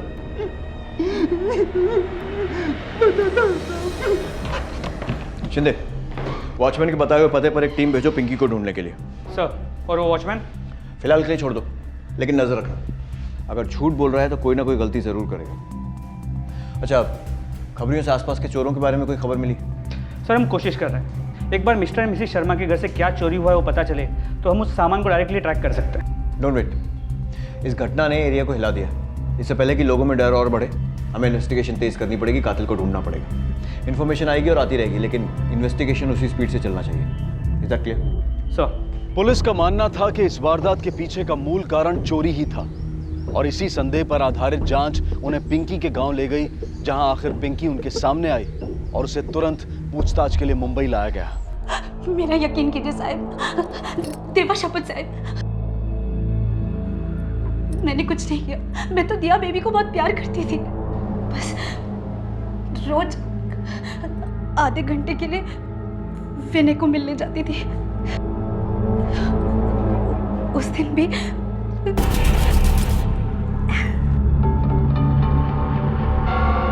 दिया, और फिर मैं नीचे गई। इसके पहले भी मैं कई बार गई थी साहब। टीवी लगा दो तो बस शांत होके टीवी देखती थी साहब। तो फिर जब तुम वापस आई तो क्या देखा तुमने? मैं वापस ऊपर गई ही नहीं साहब। उस दिन विनय के साथ बहुत लेट हो गया था। जब मैं ऊपर जाने के लिए भागी तो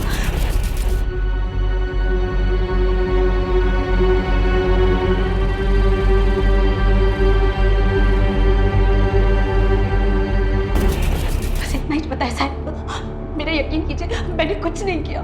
लापरवाही तो की है और उसका केस भी दर्ज होगा तुम पर। नहीं साहब, मैंने कुछ नहीं किया। मुझे छोड़ दीजिए साहब। मेरी बात का विश्वास कीजिए, मैंने कुछ नहीं किया।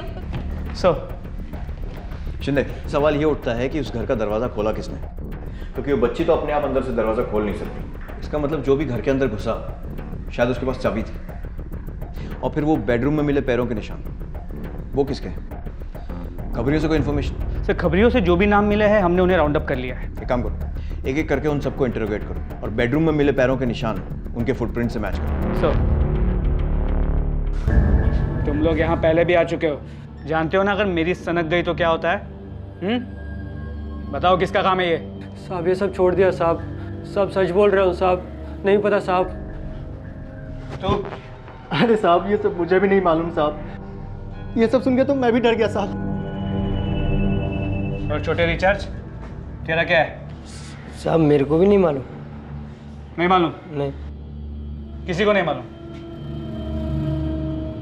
इनके फुटप्रिंट्स ले लो मैच करने के लिए। ठीक है साहब। फिलहाल पिंकी पर लापरवाही का केस फाइल किया है, लेकिन उन दोनों की बातों से लगे ही रहा है कि वो सच बोल रहे हैं। हमने कुछ और लोगों से भी पूछताछ की है जिनका चोरी का पुराना रिकॉर्ड रहा है, लेकिन उनका भी इस केस से कोई लेना देना नहीं है।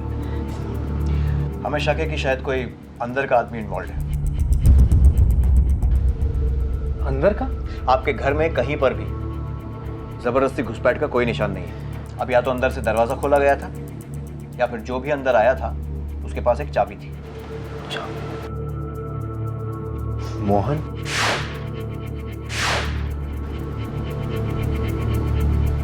मेरा मतलब सर, मिस्टर मोहन शर्मा हमारे सोसाइटी के सेक्रेटरी हैं। एक एक्स्ट्रा चाबी हमने उनको दी हुई है।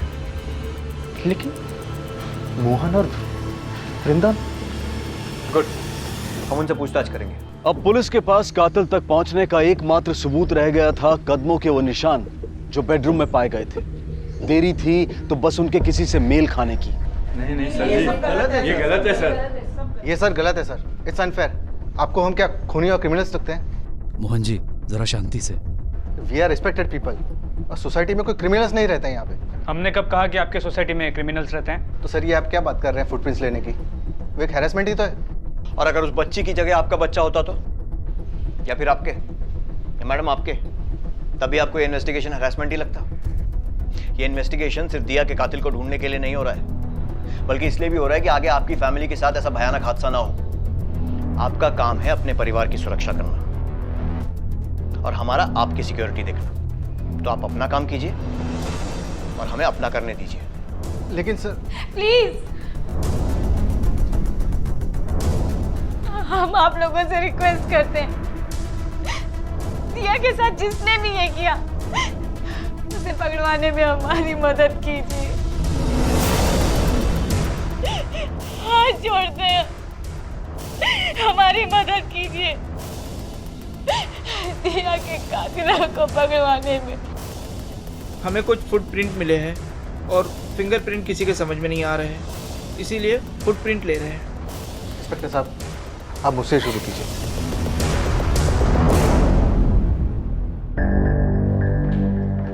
सर, कुमार्स के बेडरूम में मिली फुटप्रिंट एक लड़के के फुटप्रिंट से मैच होती है। सर मैंने कुछ नहीं किया। कुछ नहीं किया है तो मिस्टर एंड मिसेस कुमार के घर में तुम्हारे फुटप्रिंट्स कैसे मिले? सर वो मैं हमेशा जाता हूँ, जब पिंकी बिने से मिलने नीचे जाती थी तब। क्यों जाते थे? वो छोटी मोटी चीज़ें लेने। सर वैसे भी वो पिंकी तो गायब हो जाती थी, तभी मैं ही दिया पर नज़र रखता था। कि इतनी छोटी थी वो, कुछ भी हो सकता था। नजर रखते थे तो फिर मारा क्यों उस बच्ची को? सर मैंने नहीं मारा। लेकिन तुम उस वक्त वहां पर थे, मतलब तुमने देखा तो होगा कि किसने मारा। सर ना ही मैंने उसे मारा और ना ही मैंने कुछ देखा, मुझे कुछ नहीं पता। उस दिन मैं रोज की तरह 1:15 और 1:45 के बीच उसके घर जाता था। मैं बस जा ही रहा था कि मुझे कुछ आवाज़ें सुनाई दी। मुझे लगा अंदर कोई है, इसलिए मैं रुक गया। लेकिन मैंने अपने फ्रेंड्स को प्रॉमिस किया था कि मैं उन्हें ट्रीट दूंगा, इसलिए मैंने दोबारा कोशिश की। अंदर गया तो मशीन ऑन था। मुझे लगा कपड़े धोने रखे होंगे। अचानक मैंने देखा बाथरूम के बाहर पानी पड़ा था, पर पानी लाल था, तो मैं बहुत डर गया। मैंने एक बार कोशिश की कि खोल के देखूं, पर मुझसे हिम्मत नहीं हुई। मैं सीधा बेडरूम चला गया। मुझे पता था शरद अंकल सिगरेट्स कहाँ रखते हैं। सर, इसीलिए मैं भी मेरे फुटप्रिंट्स आपको मिले होंगे। Sir, I seriously don't know दिया को किसने मारा। और क्या देखा तुमने वहाँ पे? सर, और कुछ नहीं दिखा सर। सर, जितने भी लीड्स मिले थे सभी डेड एंड निकले। इस पिंकी और बिना की तो अपनी अलग ही कहानी है, जिसका शायद दिया के साथ कोई रिलेशन है ही नहीं। और वो फुटप्रिंट्स, वो भी किसी काम नहीं है। सब कुछ समझ में नहीं आ रहा। एक बात तो समझ में आ रही है शिंदे कि पिंकी घर में थी और फिर कुछ देर के लिए शिव, और शिव ने कहा कि वॉशिंग मशीन उसके आने से पहले ही ऑन था, और जब वो घर में था तब पानी ओवरफ्लो होना शुरू हुआ। इसका मतलब कातिल दिया को पहले ही मार चुका था और शिव के आने के पहले ही भाग चुका था। अब अगर कोई चोरी करने के मोटिव से आया होता तो कत्ल करने में अपना टाइम क्यों वेस्ट करता, और फिर कुछ लेकर भी नहीं गया, क्योंकि घर से कुछ भी गायब नहीं है। इसका मतलब ये है कि ये चोरी का केस तो नहीं है। जो भी वहाँ आया था वो दिया को मारने के लिए आया था। मोटिव कुछ और है शिंदे। एक काम करो, पता लगाओ मिस्टर कुमार की किसी से दुश्मनी थी क्या, कोई प्रॉपर्टी का केस, रिश्तेदारों के बैकग्राउंड भी चेक करो।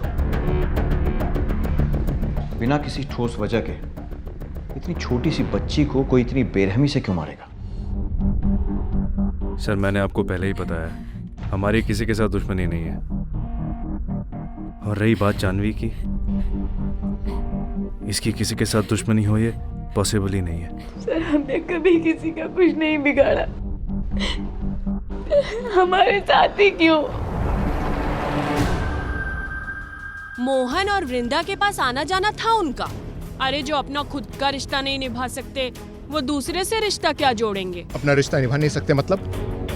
कहना क्या चाहती हैं? वो शरद भाई साहब और जानवी में सर वो हमेशा झगड़ते थे। आज ये अनबन, कल कुछ और। जानवी जी, आई एम सॉरी। मैं जानता हूँ इस वक्त आप पर क्या बीत रही होगी, लेकिन हमें कुछ इन्फॉर्मेशन मिली है और कुछ सवाल हैं जो पूछना ज़रूरी है। कोई बात नहीं सर, आपको जो पूछना है आप पूछ सकते हैं। मैं तो सिर्फ दिया के हथियारों को पकड़वाना चाहती हूँ। देखिए, हमने आपकी सोसाइटी में पूछताछ की है और आपके सभी पड़ोसियों का कहना है कि अक्सर झगड़े होते थे, काफ़ी तनाव भी था। सर, झगड़े किस घर में नहीं होते, लेकिन हर घर में होने वाले झगड़ों के चर्चे पूरे सोसाइटी में नहीं होते। पर आपके झगड़ों के बारे में तो पूरा मोहल्ला बातें करता है। सर, ये एक प्राइवेट मैटर है। प्राइवेट था, अब इन्वेस्टिगेशन चल रही है। अब कोई प्राइवेट मैटर नहीं है। सच बताइए। जी सर, सच। शरद को मेरी हर बात से चिढ़ होती थी। उसने कभी मेरी कदर की ही नहीं। कुछ भी बुरा होता था, कुछ भी गलत, उसने हमेशा मुझे ही दोष दिया है। इसलिए हमारे झगड़े होते हैं।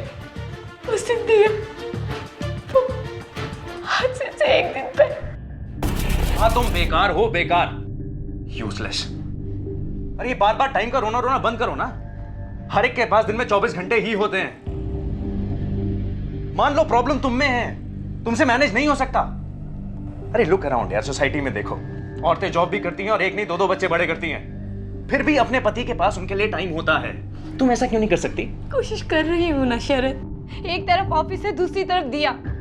कहाँ से निकालूं टाइम हमारे लिए? तो क्यों पैदा किया था बच्चा? तुम ही ज्यादा चाहो था ना बच्चा पैदा करने का। पता नहीं सर उसे क्या हो जाता था। हर छोटी बात पर झगड़ा, हर छोटी बात पर बहस, जैसे गुस्से में पागल हो गई हो। और इसी गुस्से की वजह से हमारे रोज झगड़े हुआ करते थे। ना तो मैं अच्छी बीवी बन पाई और ना अच्छी माँ बन पाई। मैं तो किसी लायक ही नहीं। बात का पतंगर मत बनाओ जानवी। मैंने ऐसा कुछ भी नहीं कहा है। ये सब तुम्हारे दिमाग का वहम है और कुछ नहीं। मुझे कोई वहम नहीं है। इतनी पागल लगती हो ना तो छोड़ दो मुझे, चले जाओ। और हाँ, अपनी बेटी को भी लेके जाना। जीना हराम कर दिया मेरा। हटो यहाँ से। सर, दिया मेरा सब कुछ थी। और इसी बात से शरद को चिढ़ होती थी, चिढ़ता था उससे, हमेशा कोसता रहता था उसे। पता नहीं सर, इतना गुस्सा उसमें कहाँ से आता था, जैसे सर पर खून सवार हो गया।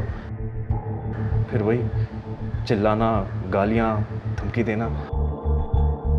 कितनी बार वो मुझे धमकी दे चुकी थी कि वो घर छोड़ के चली जाएगी, और कितनी बार उसने मुझे कहा है कि मैं दिया को लेकर घर छोड़ के चला जाऊँ। क्या आपको लगता है कि दिया के लिए शरद की चिढ़ उसे दिया को नुकसान पहुंचाने पर मजबूर कर सकती है? नहीं नहीं सर, मैं ऐसा सोच भी नहीं सकती। पता नहीं वो गुस्से में कुछ और ही बन जाती है, उसका खुद पर बिल्कुल कंट्रोल नहीं रहता है, जैसे दिमागी तौर से बीमार लोग होते हैं ना, एकदम वैसे। और उस गुस्से में वो कुछ भी कर सकती थी। साहब, आपको सर ने बुलाया है। अब यही रुकिए, मैं भी आता हूँ। शिंदे, जानवी के हिसाब से शरद को बच्चों से चिढ़ थी, और इसी फ्रस्ट्रेशन के कारण वो हर बात पे झगड़ा किया करता था।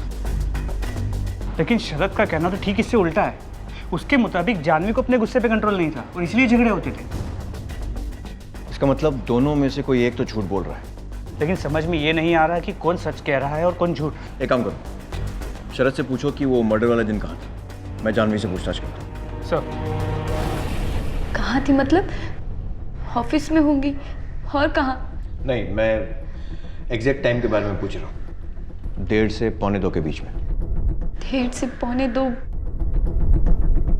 सर, लंच टाइम होता है। शायद मैं अपने कॉलीग्स के साथ लंच करने पेंट्री गई होंगी। मुझे कुछ ठीक से याद नहीं है सर। उस दिन जो कुछ हुआ सब धुंधला सा, मुझे कुछ भी याद नहीं है सर। मैं मीटिंग में था सर। अपने ऑफिस में? जी, अपने ऑफिस में। सर, इस शरद का बर्ताव मुझे कुछ अजीब लग रहा है। जानवी भी बहुत घुमा फिरा के बातें कर रही है। एक काम करो, दोनों के बयानों की जांच करो, उनके कॉल रिकॉर्ड्स मंगवाओ और उनके ऑफिस के सीसीटीवी फुटेज भी। पता करो कौन सच बोल रहा है और कौन झूठ। सर, देखिए, आप ठीक से याद कीजिए। You can take your time. नहीं सर, ज़्यादातर शरद और मैं साथ में रहते हैं, और उस दिन भी वो मेरे साथ में था। सारा सीसीटीवी फुटेज 11 बजे से लेकर 3 बजे तक का, इमीडिएट। जानवी, वो तो ऑफिस में थी। शी वाज एट ऑफिस ना। हमने तो उसको लंच के लिए भी बुलाया, पर वो आई नहीं। शायद उसकी तबीयत खराब थी सर। ये कितने बजे की बात थी? 1 के आसपास की। सर, ये कॉल रिकॉर्ड्स और सीसीटीवी फुटेज।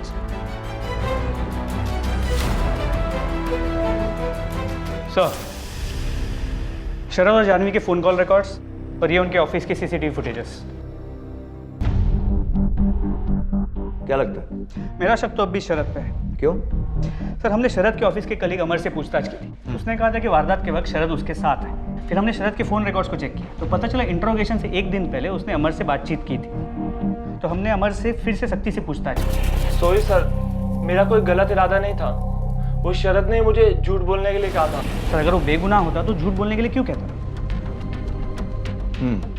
शिंदे, शरद का ऑफिस उसके घर से काफ़ी दूर है, लेकिन वो कुछ घंटों के लिए गायब था, राइट? राइट, और वो ऑफिस वापस आया ही नहीं। इसका मतलब उसके पास इतना टाइम था कि वो अपने ऑफिस से घर पहुंचकर काम करे और वापस निकल ले, जबकि जानवी का ऑफिस उसके घर से सिर्फ 8-10 मिनट की दूरी पर है, और उसके कलीग जो लंच पर गए थे उन्होंने भी उसे आखिरी बार ऑफिस में ही देखा था। एक काम करो, जानवी के ऑफिस का सीसीटीवी फुटेज लगाओ।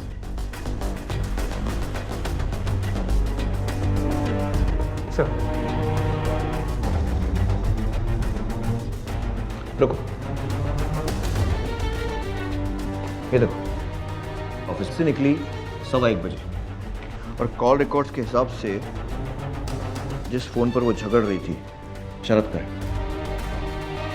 तो फिर वो कहाँ गई? सर, यहाँ तो दोनों पति पत्नी झूठ बोल रहे हैं। शिंदे, मुझे लगता है थोड़ी सख्ती से पूछताछ करने की जरूरत है। एक काम करो, बुलाओ दोनों को फिर से। सर, ये सब क्या है? इस तरह मुझे लॉकअप। सवाल मैं पूछूंगा, तुम सिर्फ जवाब दोगे, समझे? झूठ क्यों बोला और अमर से भी झूठ बुलवाया? क्या छुपाना चाहते थे? यही कि दिया का मर्डर तुमने किया है? सर, मैं अपनी बच्ची को क्यों मारूंगा? मैंने कोई झूठ नहीं बोला। एक बार झूठ बोल चुके हो, दोबारा वो गलती मत करना, समझे? हमारे पास तुम्हारे ऑफिस का सीसीटीवी फुटेज है। तुम किसी मीटिंग में नहीं थे, सर एक झूठ बोला मैंने, मेरी कोई मीटिंग नहीं थी, मैं फिल्म देखने गया था। फिल्म? सर रोज वही ऑफिस, वही घर, जानवी से झगड़े, मैं तंग आ गया था सर, मुझे बस अपने लिए थोड़ा वक्त चाहिए था। लेकिन झूठ क्यों बोला? तो और क्या बोलता सर, वहां मेरी बच्ची मर रही थी और मैं फिल्म देख रहा था। साबित कर सकते हो कि फिल्म देख रहे थे? फिल्म का नाम बता सकता हूँ, थिएटर का नाम बता सकता हूँ, इसके अलावा मेरे पास और कोई सबूत नहीं है। लेकिन हमारे पास है तुम्हारे फोन कॉल रिकॉर्ड्स और जानवी के ऑफिस का सीसीटीवी फुटेज। 1:10 पर जानवी ने तुम्हें कॉल किया था। क्या बात हुई थी दोनों की? सर जानवी फिर से टेंशन ले रही थी, मुझे लगा हर बार की तरह वो छोटी सी बात का पतंगड़ बना रही होगी, लेकिन काश इस बार मैंने उसकी बात मान ली होती। कौन सी बात? शरद 12 से 13 बार कॉल ट्राई कर चुकी हूँ, वो पिंकी फोन ही नहीं उठा रही है। मुझे बहुत टेंशन हो रही है। दिया ठीक तो होगी ना? अरे वो निकम्मी पता नहीं वॉचमैन के साथ फिर से। प्लीज तुम घर जाके चेक कर सकते हो? अरे यार मैं बिजी हूँ और तुम्हें टेंशन हो रही है ना इतनी, तो तुम जाके देखो। शरद मैं नहीं जा सकती, अभी क्लाइंट मीटिंग है मेरी। Client meeting? और मैं यहाँ पे मक्खियां मार रहा हूँ क्या बैठ के? एक बात समझ लो, मेरा काम तुम्हारे काम से ज्यादा इंपॉर्टेंट है। क्लाइंट मीटिंग और टेंशन तुम्हें हो रही है ना, देन प्लीज गो, मुझे तंग मत करो। हेलो शरद, मेरा घर से वक्त पर ऑफिस पहुंचना इम्पॉसिबल था सर। मुझे क्लाइंट मीटिंग की तैयारी भी करनी थी और शरद समझने के लिए तैयार ही नहीं था, इसीलिए मुझे उस पर गुस्सा आ रहा था। लेकिन अब तक था कि मुझे घर चले जाना चाहिए था, जो मेरी बेटी आज मेरे साथ होती। लेकिन तुम कहीं तो गई थी, हमारे पास तुम्हारे ऑफिस का सीसीटीवी फुटेज है। कहाँ गई थी? सर मेरे कलीग्स लंच करने पेंट्री गए थे, उन्होंने मुझे भी बुलाया था लेकिन मैंने मना कर दी। मैं थोड़ा वक्त अकेले बिताना चाहती, ऊपर से मुझे शरद में गुस्सा आ रहा था। मैं थोड़ी देर के लिए नीचे पार्क में बैठने चली गई और फिर जल्दी ही वापस ऑफिस में भी आ गई थी। इतने में मुझे फोन आया दिया के बारे में इन्फॉर्म करने के लिए। अरे मुझे घर चले जाना चाहिए था, मैंने अपनी बेटी खो दी, मैंने दिया को खो दिया। पुलिस को अब यकीन हो गया था कि दिया का कातिल उसी के माँ बाप में से कोई एक है, लेकिन कौन, ये एक उलझा हुआ रहस्य बनता जा रहा था। शरद का झूठ पकड़ा गया था और इसीलिए शक का शिकंजा उसे ज्यादा तेजी से घेर रहा था। लेकिन एक अहम कड़ी की पुलिस को अब भी तलाश थी और वो थी इस कत्ल का मोटिव, कत्ल की वजह। आखिर वो क्या वजह हो सकती थी कि जो एक माँ या पिता को अपनी ही संतान की इतनी बेरहमी से जान लेने पर मजबूर कर दे। बदकिस्मती से हम एक ऐसे युग में जी रहे हैं जहां संगीन से संगीन अपराध आम बन चुका है और गहरे से गहरा रिश्ता खोखला। सर हर एंगल की जांच कर ली लेकिन कहीं कुछ नहीं मिला। दोनों में से किसी की भी शादी के बाहर कोई अवैध संबंध नहीं है, ना ही किसी के सर पे कोई लोन। सर दोनों के बैंक स्टेटमेंट्स, ऐसी कोई वजह नहीं है कि इन दोनों में से किसी ने भी इतना संगीन कदम उठाना चाहिए। दोनों के बैकग्राउंड बिल्कुल क्लियर है। शायद हम दाग देख नहीं पा रहे हैं शिंदे। फोन कॉल रिकॉर्ड दिखाओ। CCTV footage. सर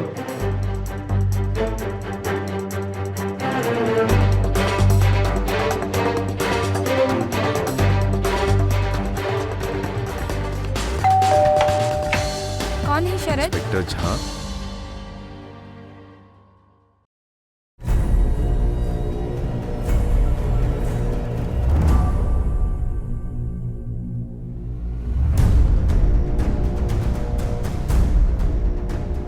लेकर चलो। सर मैंने क्या किया? सर मुझे क्यों? क्योंकि अब तक हम गलत डायरेक्शन में देख रहे थे। दिया की मौत से पहले के तुम्हारे फोन कॉल रिकॉर्ड्स, लेकिन उसके खून के बाद वाले फोन कॉल रिकॉर्ड चेक करने पर साफ पता चलता है कि जब दिया का खून हुआ था उस समय तुम इसी एरिया में थी। तुम्हारे पड़ोसियों के वो सारे मिस्ड कॉल जो तुमने अपने फोन पर रिसीव किए थे वो इसी एरिया में ट्रेस किए गए हैं, जिनका तुमने अपने ऑफिस वापस जाकर रिप्लाई किया था। और इसीलिए तुम्हारा ऑफिस अपने घर के ज्यादा पास होने के बावजूद तुम और शरद एक ही टाइम पर घर पहुंचे थे। सर ये क्या बकवास? बकवास नहीं है, हमने तुम्हारे ऑफिस का सीसीटीवी फुटेज चेक किया है और हमने उस पल को गौर से देखा है जब तुम्हारे फोन पर तुम्हारे पड़ोसियों का फोन आया था। वो पल जब तुम्हें तुम्हारी बेटी की मौत की खबर मिली थी। इतनी बुरी, दिल दहला देने वाली खबर सुनने के बाद भी तुम्हारे चेहरे पर कोई सदमा नहीं था, कोई पैनिक नहीं था। जितनी बौखलाहट अभी है ना तुम्हारे चेहरे पर, उसकी 10% बौखलाहट की झलक भी उस पल, उस समय तुम्हारे चेहरे पर नजर नहीं आई। क्यों? क्योंकि इसे मालूम था कि दिया के साथ क्या हुआ है। शरद, तुम फंस चुकी हो जान। तुम्हारे खिलाफ सबूत जुटाने में हमें जरा भी टाइम नहीं लगेगा। मालूम है क्यों? क्योंकि तुम्हारे ऑफिस से घर का रास्ता सड़क और दुकानों पर लगे सीसीटीवी कैमरा से भरा हुआ है। जिन्होंने तुम्हें खून से पहले ऑफिस से घर और उसके खून के बाद घर से वापस ऑफिस जाते हुए रिकॉर्ड किया है। और तुम्हारी जान पहचान वालों में से कोई ना कोई तो होगा जिसने तुम्हें उस सड़क पर या बिल्डिंग में देखा होगा। अब चॉइस तुम्हारी है, या तो शराफत से यहां मुंह खोल दो या फिर थाने में हम खुलवाएंगे 3rd डिग्री के बाद। तुम्हें ऐसा तो नहीं लग रहा है ना कि तुम औरत हो तो तुम्हारे साथ सख्ती नहीं की जाएगी? किसी गलत फहमी में मत रहना, क्योंकि तुमने एक बच्चे का खून किया है, अपने खुद के बच्चे का।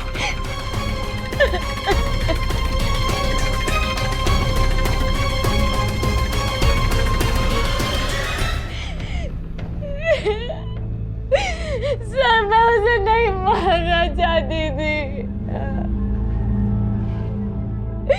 मैं उसे नहीं मारना चाहती थी।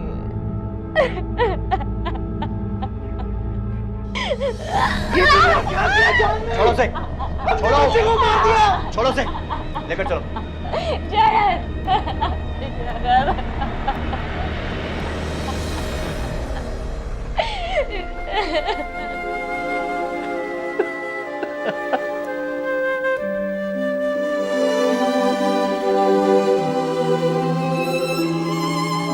दिया,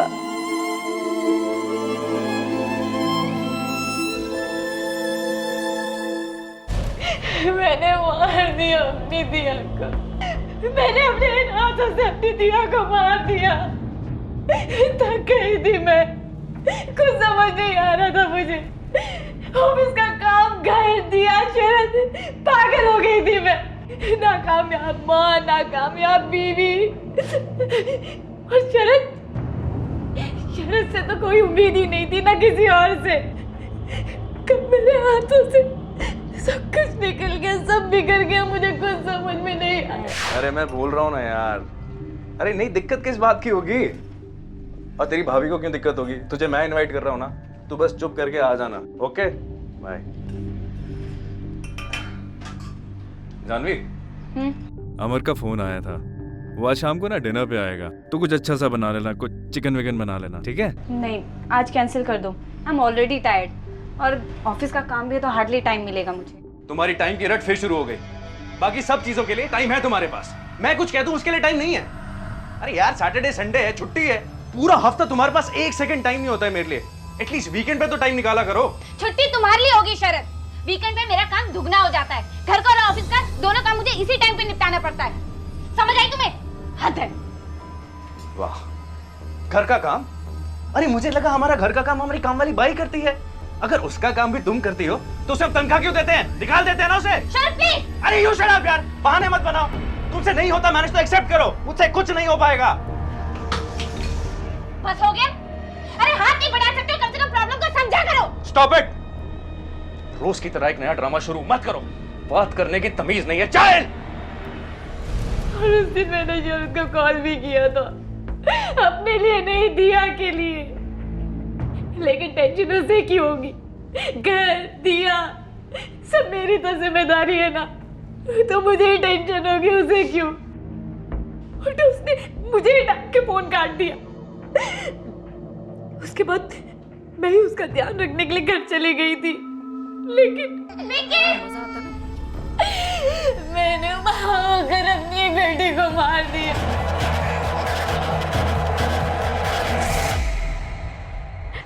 सोना सपना हो गया।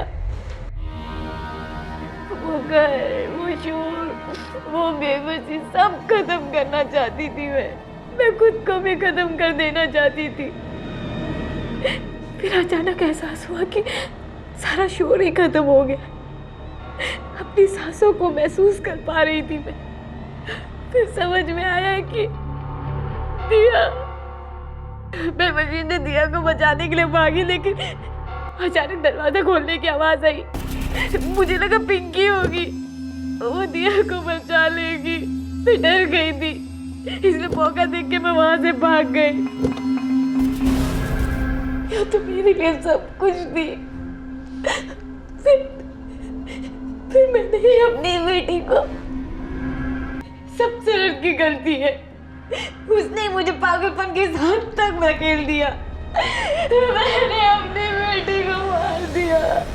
कई युगों पहले चाणक्य ने कहा था, क्रोध यमराज है, क्रोध अंत है। आज का हमारा आधुनिक जीवन रोज हमारे चारों ओर चीख चीख कर इस पुरानी कहावत का प्रमाण दे रहा है। भागदौड़, संघर्ष और परेशानियों भरे जीवन में अक्सर एक किस्म का दबाव पैदा होता है। हम में से कुछ लोग इस दबाव को झेल पाते हैं, लेकिन कई लोग ऐसे भी हैं जिन्हें यह दबाव एक घोर अपराध की ओर धकेल देता है। आसान नहीं है आजकल जिंदगी, खासकर उन महिलाओं के लिए जो एक साथ कई जिम्मेदारियां निभाती हैं। एक पत्नी की जिम्मेदारी, एक गृहिणी की जिम्मेदारी और खासकर एक माँ की जिम्मेदारी। अगर एक महिला मेहनत कर घर के आर्थिक विकास में योगदान कर सकती है, तो क्या यह पुरुष का फर्ज नहीं बनता कि वो घर की अन्य जिम्मेदारियों में महिला का साथ दे, उसे सहयोग दे? शरद वाकई नेत्रहीन था जो जाह्नवी की पीड़ा देख नहीं पाया। वो नासमझ था जो अपनी पत्नी की व्यथा और उसके जज्बात को समझ नहीं पाया। और इसी बेपरवाही ने उस छोटे से परिवार को एक खौफनाक अंत तक पहुंचा दिया। क्रोध वाकई में सब नष्ट कर देता है। अपने घरों में, अपने परिवारों में, अपनी समझ में मौजूद इस दबाव को, इस क्रोध को नजरअंदाज ना करें, सतर्क रहें।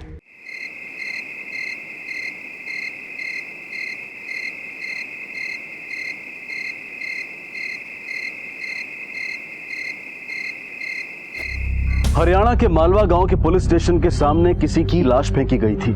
पुलिस के लिए पता लगा पाना मुश्किल था कि ये लाश किसकी है और इसे क्यों मारा गया है। लेकिन एक बात तो पक्की थी, ये हत्या जिस किसी ने भी की हो, लाश को इस तरह से पुलिस स्टेशन के सामने फेंकना उसकी सोची समझी साजिश थी। तो क्या हत्यारा पुलिस को कोई चुनौती देना चाहता था? कौन था ये शख्स जिसकी हत्या हुई थी? आखिर इसे किसने और क्यों मारा था? आइए देखते हैं हरियाणा की एक दिल दहला देने वाली कहानी। सर, हाँ, यहाँ ये क्या हुआ? ये देखिए सर, लाश को घसीटने के निशान। ऐसा लगता है कि विक्टिम को यहाँ लाकर नहीं मारा गया है। और सर, इसकी बॉडी से भी हमें कुछ नहीं मिला है जिससे हम इसकी पहचान कर सकें। अरे आप लोगों में से कोई पहचानता है इसे? नहीं साहब, नहीं। बॉडी को पोस्टमार्टम के लिए भेजो। आसपास के थानों से कोऑर्डिनेट करो। कहीं ना कहीं कोई ना कोई ऐसी मिसिंग कंप्लेंट जरूर होगी जिसकी डिस्क्रिप्शन इसकी लाश से मैच खाता हो। तब तक इस इलाके की अच्छी तरह से छानबीन करते हैं। कुछ ना कुछ हाथ जरूर लगेगा। जी सर।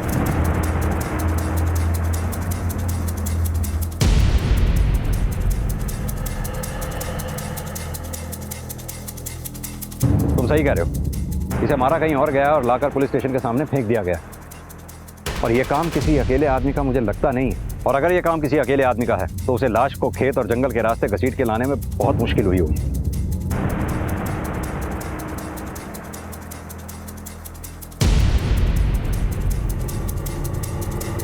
सर, वहाँ पत्ते पे खून के निशान लगे।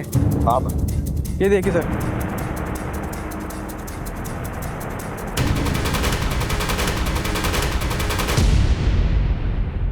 ये ब्लड के सैंपल्स इकट्ठा करो। Okay sir. सर, खून के धब्बे देख के तो ऐसा लग रहा है कि लाश को इसी तरफ से लाया गया हो। मलिक, ये जंगल और खेत खलियान का इलाका तो यहाँ आकर खत्म हो गया। यहाँ से अपने पुलिस स्टेशन तक की दूरी करीब 1.5 से 2 किलोमीटर की होगी। मान लो हत्यारा यहाँ से लाश को लेकर घुसा और पुलिस स्टेशन तक घसीट कर ले गया, तो उसे खासी मेहनत करनी पड़ी होगी। लेकिन सर, लाश को 2 किलोमीटर तक घसीट के ले जाना, और वो भी ऐसी लाश जिसे ले जाने में तकलीफ हुई हो, कोई भी हत्यारा इतनी मेहनत क्यों करेगा? जो इंसान एक जिंदगी को खत्म कर सकता है, वो 2 किलोमीटर तो क्या 5 किलोमीटर तक भी लाश को घसीट कर ले जा सकता है। सवाल वो नहीं है। सवाल ये है कि उसने लाश को पुलिस स्टेशन के सामने ले जाके क्यों फेंका? वो कहीं और भी तो ठिकाने लगा सकता था उसको। सर, शायद ये हत्यारा जानबूझकर ऐसा चाहता हो कि हम इस लाश तक जल्द से जल्द पहुंचे। तो तुम्हारे कहने का मतलब ये है कि लाश तक हम नहीं, लाश हम तक पहुंची है। ऐसी बेनाम लाश जिसके बारे में हम उतना ही जानते हैं जैसे कि एक कोरा कागज। इस लाश के बारे में पता करना इतना आसान नहीं होगा। आसपास के घरों और गांव में पता करो, शायद कोई घर ऐसा मिले जिसका इस लाश से कनेक्शन हो। और हाँ, इस लाश की फोटोग्राफ को हर इलाके में सर्कुलेट करा दो। हो सकता है कोई मिसिंग कंप्लेंट ऐसी मिले जिसका इस लाश से मैच हो। जी सर।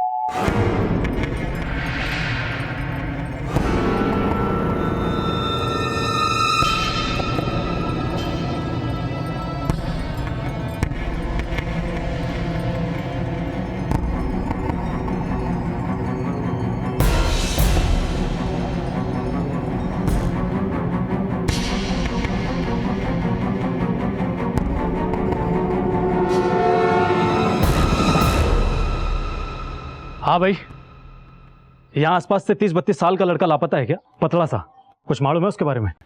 क्या हुआ साहब, क्या बात हो गई?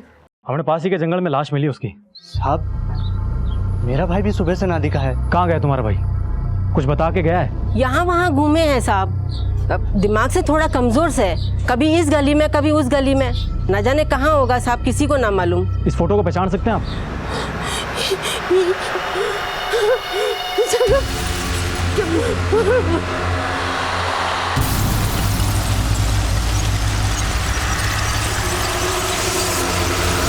पुलिस की जी तोड़ कोशिशों के बाद आखिरकार उस शव की शिनाख्त हो गई, लेकिन सवाल यह था कि इस शख्स की हत्या किसने की और क्यों। मृतक के परिवार को इस बात पर यकीन नहीं हो रहा था कि उन्होंने अपने परिवार के एक अहम सदस्य को खो दिया था। शव की शिनाख्त के बाद पुलिस ये जानने में जुट गई कि आखिर ये मामला क्या था और आखिरकार किसने इस मानसिक रूप से विकलांग जगत को इतनी बेरहमी से मारा था। पता नहीं साहब किसने मारा और क्यों मारा मेरे जगत को। अरे मेरा बेटा किसी का बुरा कर ही नहीं सकता था, इतनी समझ ही कहाँ थी उसमें। मतलब? अरे साहब देखने में बड़ा जरूर था, उसका दिमाग भी कमजोर था, बिल्कुल 10-12 साल के बच्चे की तरह बर्ताव था उसका।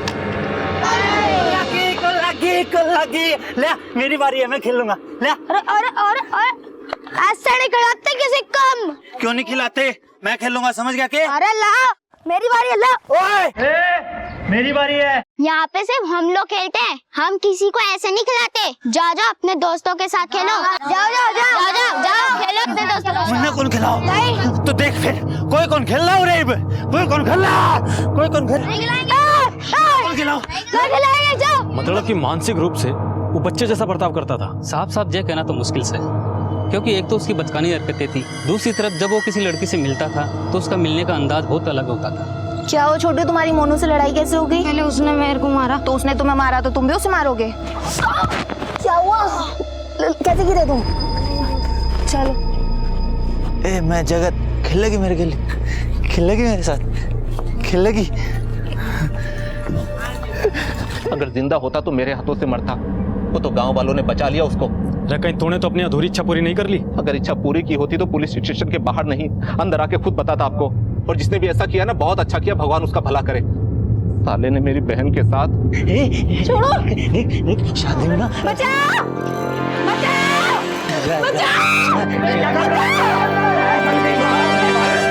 भैया, वो जगत सुमन को छेड़ा। जगत काजल काजल काजल काजल बहन को छेड़ता है। ये गांव बहुत छोटा सा है साहब, यहाँ छोटी छोटी सी बातों को लोग बढ़ा चढ़ाकर बताते हैं, और उस बात को तो लोगों ने ऐसा फैलाया कि आज तक किसी ने मेरी बहन के साथ शादी तक नहीं की। एकदम बावड़ा था, कुछ भी करे था, पता नहीं इसको पागलखाने में भर्ती क्यों ना किया उन लोगों ने। और कोई खास बात जो आपने नोटिस की हो? उसका भाई भरत डॉक्टर बन के आया था शहर से, और शहर से आने के बाद उसका ब्याह यहाँ हो गया। भरत के ब्याह के बाद जगत घर में रहने लग गया, और जब भी घर से निकलता तो लोगों से यही कहता फिरता कि उसका ब्याह किसी गुड़िया से हुआ। ऐसा क्यों कहा करता वो? पर कौन थी ये गुड़िया? पता नहीं साहब, अब पागल की बात पे कौन ध्यान देवे। और ये भरत की बीवी कहाँ है? वो तो बहुत पहले छोड़ के चली गई थी। एक बात तो साफ है, जगत की दिमागी हालत ठीक नहीं थी, जिसकी वजह से कोई भी उसका गलत इस्तेमाल कर सकता था। सर कहीं ऐसा तो नहीं कि जगत की इन्हीं हरकतों की वजह से किसी शख्स ने जगत को अपना निशाना बना लिया? उसकी कुछ हरकतें से तो लोग परेशान हो चुके थे सर, और कुछ बातें तो बड़ी अजीब सी है। ये जितने भी लोग खुलेआम ये कह रहे हैं कि वो जगत को मारना चाहते थे उसकी हरकतों की वजह से, मुझे नहीं लगता इनमें से किसी ने उसको मारा होगा। लेकिन सर अचानक वो भरत की शादी होने के बाद जगत का घर से कम निकलना भी किसी और ही इशारा करता है। मलिक, ये जगत के मौत की गुत्थी इतनी आसानी से सुलझने वाली नहीं है। जो पेड़ हम देख रहे हैं इसकी जड़ें बहुत दूर हैं, और जब तक इन जड़ों को हम खोद नहीं देंगे ना, हमारे हाथ कुछ लगने वाला नहीं है। सर, ये यहीं पास ही में रहता है, इसे जगत के बारे में कुछ पता है। क्या पता है जगत के बारे में?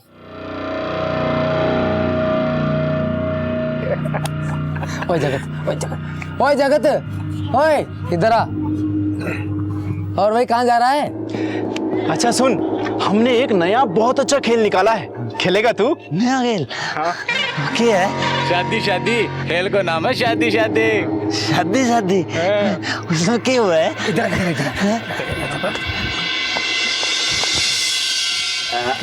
ये देख। मजा आ रहा है? मजा आ रहा है? हैं? तेरे को करना है ऐसे? हैं? वो देख, वो लड़की दिख रही है?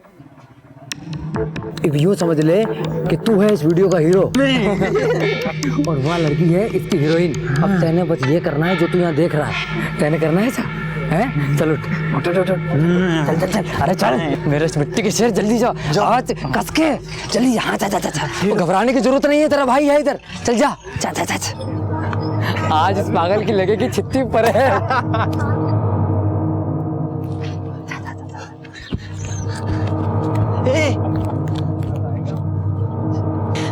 शादी शादी खेल लगी मेरा गिल्ली। ये क्या बकवास है? अरे शादी कर ले मेरे, कोई है? मजा आएगा।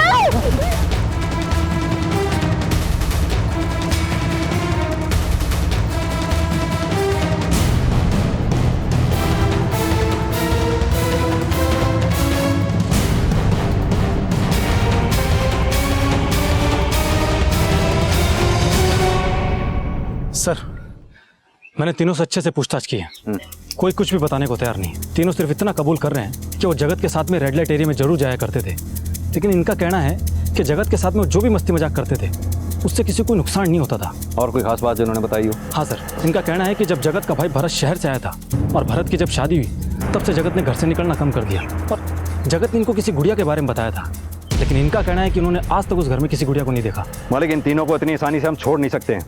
तुम एक काम करो, इनके फोन रिकॉर्ड्स और सारी चीज़ों को क्रॉस चेक करो, क्योंकि जितनी शराफत ये दिखा रहे हैं ना, उतने शरीफ ये हैं नहीं।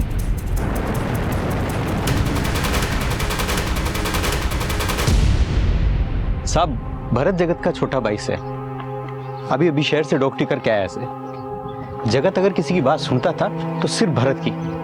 भरत उसने मंदिर लेके जाता था, अच्छी अच्छी बातें बताता था।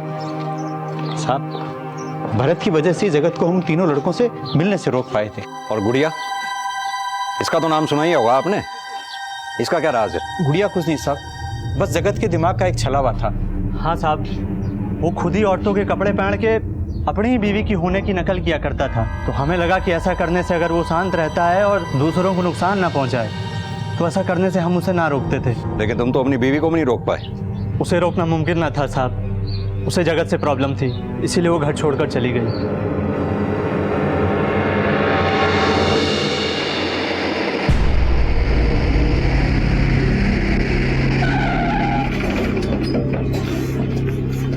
साहब, मन्नेवा कुछ भी अच्छा ना लग रहा था। पहले दिन से ही उनके परिवार वालों पे शक सा होने लगा था, और उन लोगों ने तो शादी के बाद तक मन्ने ये ना बताया था कि उनके एक बड़ा लड़का भी है जो कि पागल से, वरना 20 लाख दहेज में देकर कौन उस घर में शादी करता।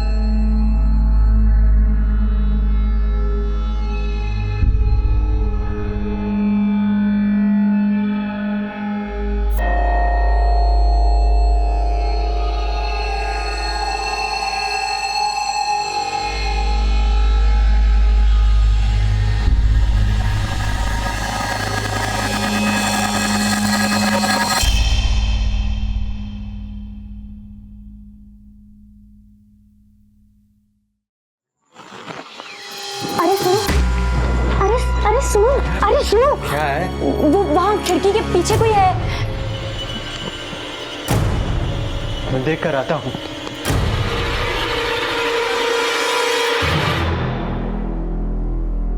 अरे डरने की कोई बात ना है, जगत भैया थे, पता नहीं कैसे आज बाहर निकल आए। कभी कभी उनको दौरे पड़ते हैं। बाहर निकल आए मतलब?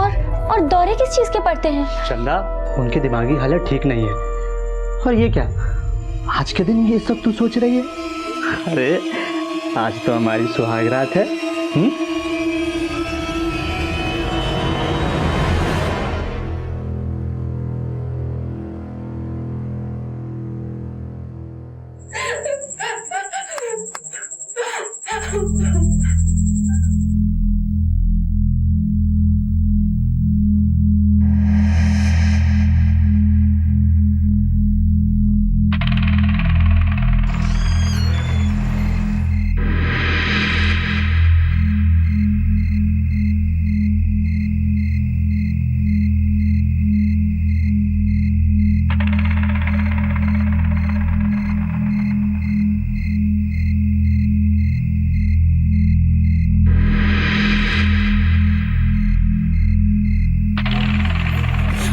अरे चंदा, तू यहाँ इतनी रात को क्या करे से? वो माँ, वो अंदर से आवाजें आ रही हैं। अरे तू परेशान ना हो, अंदर जगत भैया है, उनको ऐसे दौरे पड़ते हैं, मैंने बोला था ना। ना, अंदर से किसी औरत की चीखने की आवाजें आ रही थी। अरे चंदा, अंदर भैया ही है, अक्सर ऐसा होता है। तू नहीं है ना, इसलिए तुझे ऐसा लग रहा है। चल हाँ, कमरे में चलते हैं, चल। जा बेटा, तू सो जा, जा।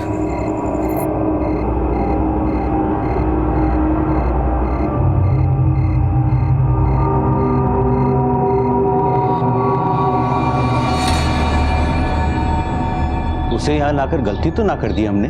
शादी के बाद भरत के साथ सीधे सरकारी क्वार्टर में भेज देना चाहिए था। ना, ऐसा करने से तो इसे और गांव वालों को अजीब लगता। एक हफ्ते की तो बात है, उसके बाद तो ये अपने हिसार वाले सरकारी क्वार्टर में चले जाएंगे। उस घर में कुछ तो ऐसा था जो कि ठीक ना था। बस उसी के बाद से मेरा शक और भी गहरा हो गया।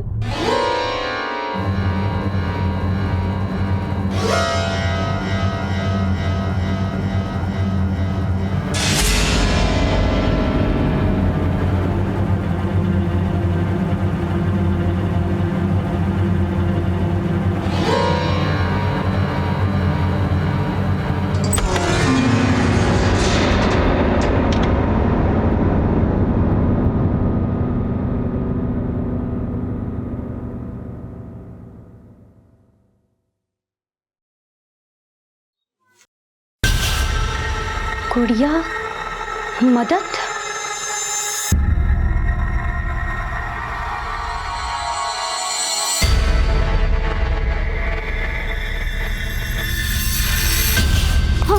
चंदा, तू क्या कर रही है यहाँ पे? वो वहाँ दीवार पर कुछ ना, इधर भाई रवे। तू आ मेरे साथ। तुझे कितनी बार समझा इधर भाई रवे से? हाँ चंदा, ये ठीक बोले से। चल तू भीतर जा, जा जा, जा।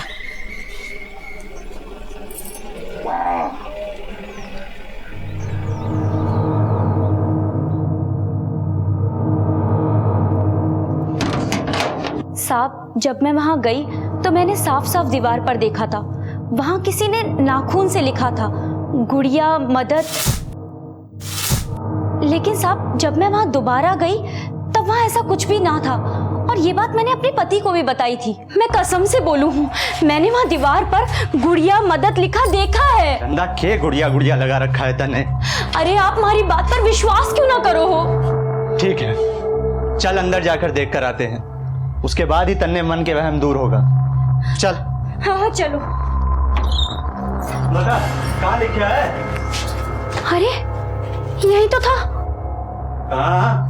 यही पर अब कहाँ गया?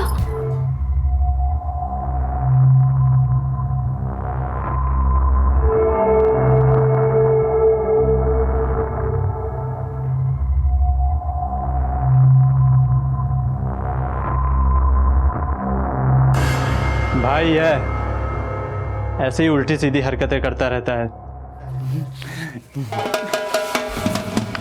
गुड़िया।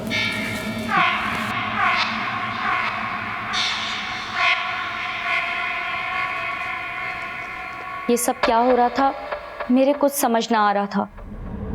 मैंने जानने की कोशिश भी की पर कोई फायदा ना हुआ और फिर उसके बाद मैंने वो घर छोड़ दिया और यहाँ चली आई।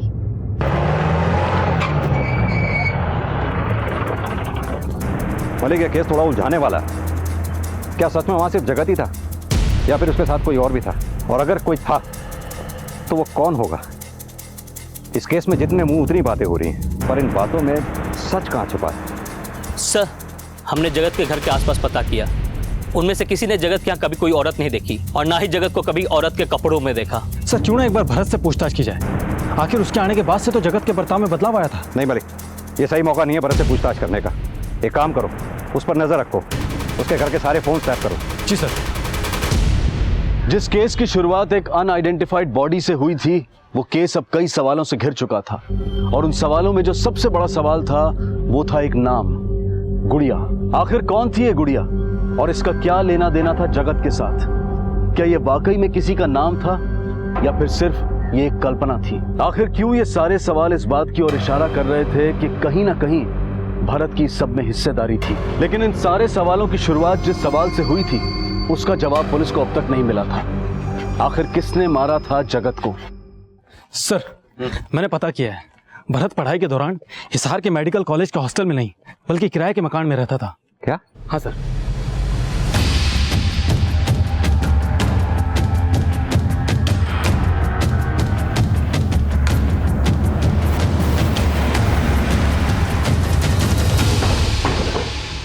हाँ सर, ये मेरा ही घर है और भरत यहाँ किराए पे रहता था।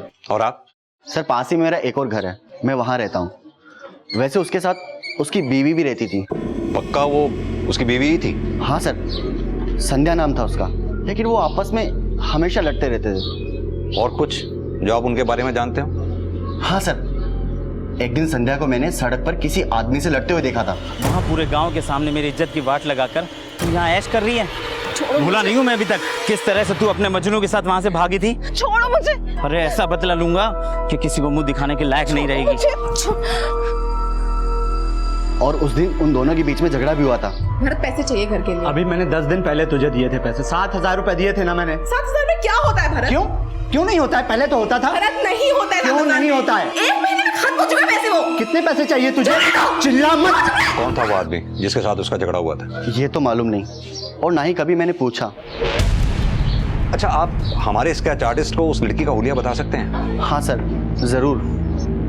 हाँ साहब, जो सच है कि मेरी पहले भी एक शादी हो चुकी थी। पहली शादी की बात मैंने इसलिए छुपाई क्योंकि उससे दहेज कम हो जाता साहब, इतनी बड़ी रकम दोबारा ना मिलती, बस इसीलिए मैंने शादी के लिए हाँ कर दी। तो फिर वापस क्यों गई वो? पता नहीं साहब, उसे तो मुझसे जुड़ी हर एक चीज़ से नफरत होने लगी थी। मैं उसकी हर एक बात नज़रअंदाज कर देता था साहब, लेकिन फिर भी वो एक दिन चली गई। भरत, मेरे साथ रह नहीं सकता। अरे मेरी बात तू मुझे कहीं लेके नहीं जाता। कहाँ जा ला के नहीं देता। तू जा कहाँ? कपड़े नहीं ला के देता मुझे। तू छोड़ मुझे। सुन मेरी। तू मेरे साथ रहने लायक ही नहीं है। और ये कौन है? संध्या इसे कैसे जानती थी? इस आदमी को तो मैं पहली बार देख रहा हूँ, मुझे संध्या ने कभी नहीं बताया इसके बारे में।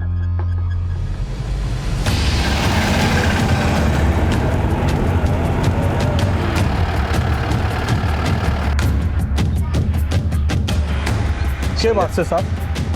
संध्या का घर यही है? जी नहीं, जिस संध्या की आप बात कर रहे हैं वो हमारे लिए कब की मर चुकी है।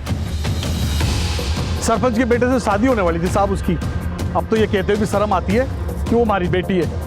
न जाने कब उसके दिमाग में गोबर भर गया साहब, उस भरत के साथ भाजगी, मुंह काला करा दिया उसने पूरे गांव के सामने मेरा। इसे पहचानते हैं आप? ये तो हरीज है साहब। इसकी फोटो लेके क्यों घूम रहे हैं आप? इससे ही तो संध्या की शादी होने वाली थी। छोरी तो संभालने न जाती तेरे से, मुंह उठा के रिश्ता लेकर चला आया। भाई शेखर, अब ये 3 लाख रुपए तो तने देने ही पड़ेंगे। 3 लाख? पर शादी तो हुई ना है। ये भी टेन तंबू का खर्चा कौन देगा?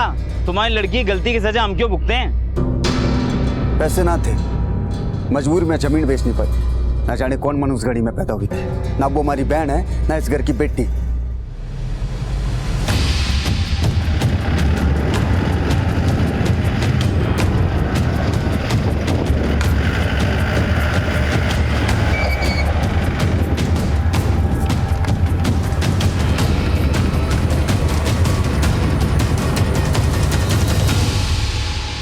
संध्या को कैसे जानते हो? बस एक बार मिला था उससे शहर में। तुम? हाँ मैं। वहां से मुंह काला करा करके यहाँ पर ऐश कर रही है। छोड़ो मुझे। बस आप गुस्से में 2-4 बात सुना और मन भर लिया। ये मनने के पता हो कहाँ होगी और किसके साथ होगी। मलिक, ये गुड़िया का क्या चक्कर है? कौन होगी ये गुड़िया? सर कहीं ये गुड़िया कोई मनगढ़ंत तो नहीं है? जगत को किसी ने क्यों मारा होगा? कौन सा ऐसा शख्स होगा जिसने जगत को मारा होगा? मलिक एक काम करो, इन सब के रिकॉर्ड्स दोबारा खंगालो, जरूर कुछ ना कुछ हाथ लगेगा। आप लोग चलिए, हो जाएगा काम। ठीक है, thank you sir. In phone record से कुछ हाथ लगा है। क्या? सर जिस रात जगत गायब हुआ था उस रात को भरत ने अपने फोन से एक लोकल नंबर पे फोन किया था। किसका नंबर है वो? सर वो नंबर बल्लू का है, और ये बल्लू जगत के उन तीनों दोस्तों में से एक है।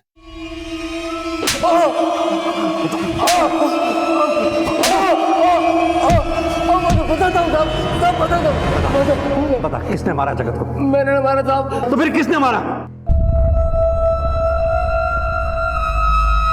तू तो डॉक्टरी करके घर आ, 20 लाख में बात तय हो गई है। 20? हाँ, शादी कर और उन पैसों पे ऐश कर। बावड़ा हो गया क्या तू? तूने 2 साल से शादी कर रखी और आज तक नहीं बताया। ये क्या करे? ये तो सोने के अंडे देने वाली मुर्गी है, किसी भी हालत में इसको छोड़ नहीं सके हैं। 20 लाख बार बार नहीं मिलेंगे।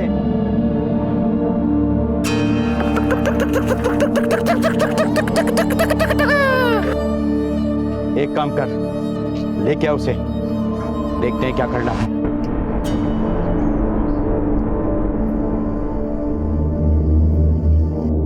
भरत 2 साल हो लिए, ये अचानक मम्मी पापा से मिलाने ले जा रहा। सब ठीक है ना?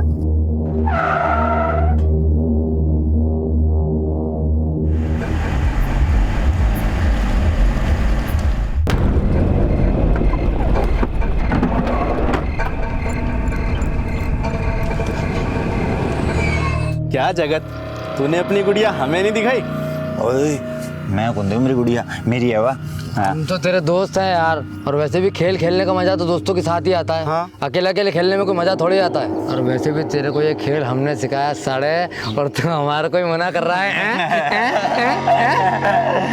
ये देख जगत, हम तेरे लिए क्या लाए हैं। एक मेरी तरफ से भी और ये पर एक बात है बुल्लू, जितनी बार भी मेरी गुड़िया के लिए खेल लगा ना, उतनी चॉकलेट देनी पड़ेगी। मंजूर है? अरे एक नहीं, 3 चॉकलेट लेके आऊंगा, और एक ये, एक मेरी तरफ से ये, और ठीक है। अब ना सरताज ऐसा करते हैं कि पहले ना गुड़िया के साथ मैं खेल लेता हूँ। ठीक है? तो चॉकलेट का ठीक है। हाँ खेल।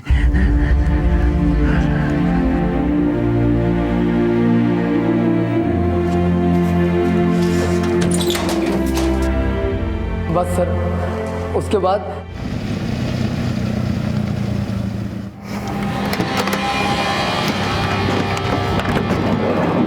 तो फिर संध्या कहाँ है?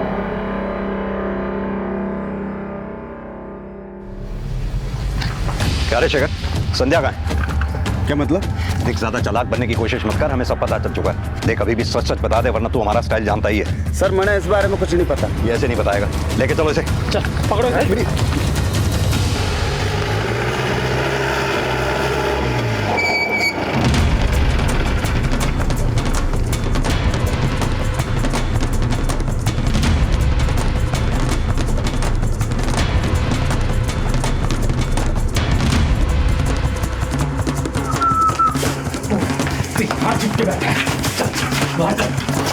मैंने कुछ नहीं किया साहब, मैंने कुछ नहीं किया साहब। बता साहब, बता बता कहाँ है संध्या? बता। बताओ साहब, बताओ साहब, बता साहब। वो बैठे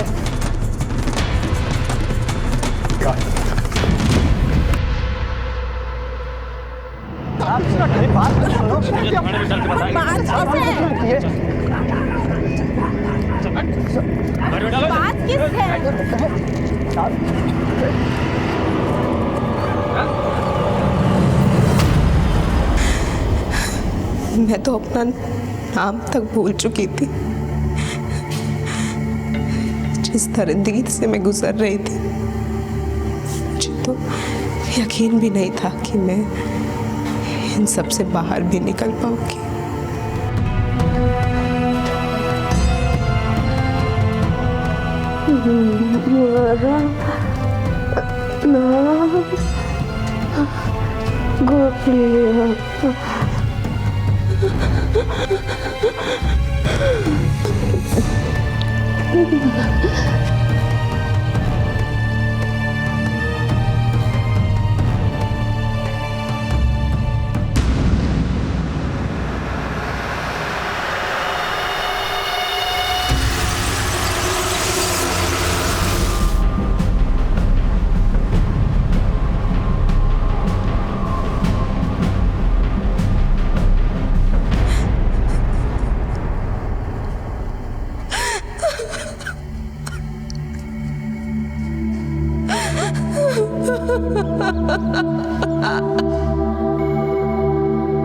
लालच किसी भी इंसान को अंधा बना देता है। ये हमें मानसिक रूप से अपंग बना देता है। इस केस में दहेज के लालच की वजह से संध्या के साथ जो कुछ भी हुआ वो इंसानियत पर प्रश्न चिन्ह खड़े करता है। क्या हम इतने गिर गए हैं कि चंद रुपयों की खातिर अपने जमीर और ईमान से मुंह फेर लें? लेकिन गलती सिर्फ उनकी नहीं है जो इस विकृत सोच के साथ जीते हैं, गलती हमारी भी है जो हम इन्हें बढ़ावा देते हैं। क्या हम ये मामूली सी बात नहीं समझ सकते कि जिस रिश्ते की बुनियाद एक फायदे के लिए रखी जा रही है उस रिश्ते का भविष्य कैसा होगा? बेशक हमारे देश की कई बेटियों ने न सिर्फ देश में बल्कि विदेशों में भी अपनी पहचान बना ली है, लेकिन हम फिर भी इस बात को नकार नहीं सकते हैं कि भारत के कई प्रदेशों में औरत की पहचान सिर्फ मर्द के इस्तेमाल और उनके मनोरंजन की चीज बनकर रह गई है। जरूरत है कि हम अपने बेटों को औरतों की इज्जत करना सिखाएं और उन्हें इस बात की शिक्षा दें कि लड़के और लड़कियां बराबर हैं और उनमें फर्क मात्र बायोलॉजिकल है। अगर राम सरन ने खुद औरतों की इज्जत करना सीखा होता और यही सीख अपने बेटों को दी होती तो जो संध्या के साथ हुआ वो कभी ना होता और ना ही जगत की जान जाती और साथ ही चंदा की जिंदगी भी खराब होने से बच जाती। अब मैं अनूप सोनी आपसे विदा लेता हूँ, फिर मुलाकात होगी अगले एपिसोड में और खुलासा करेंगे एक और जुर्म का। तब तक अपना और अपने परिवार का ख्याल रखें और देखते रहें क्राइम पेट्रोल डायल 100। सबक एक को सीख हम सबको। जय हिंद। क्राइम पेट्रोल के और भी दिलचस्प कहानी देखने के लिए हमारे चैनल को सब्सक्राइब करें और बेल आइकॉन दबाना न भूलें।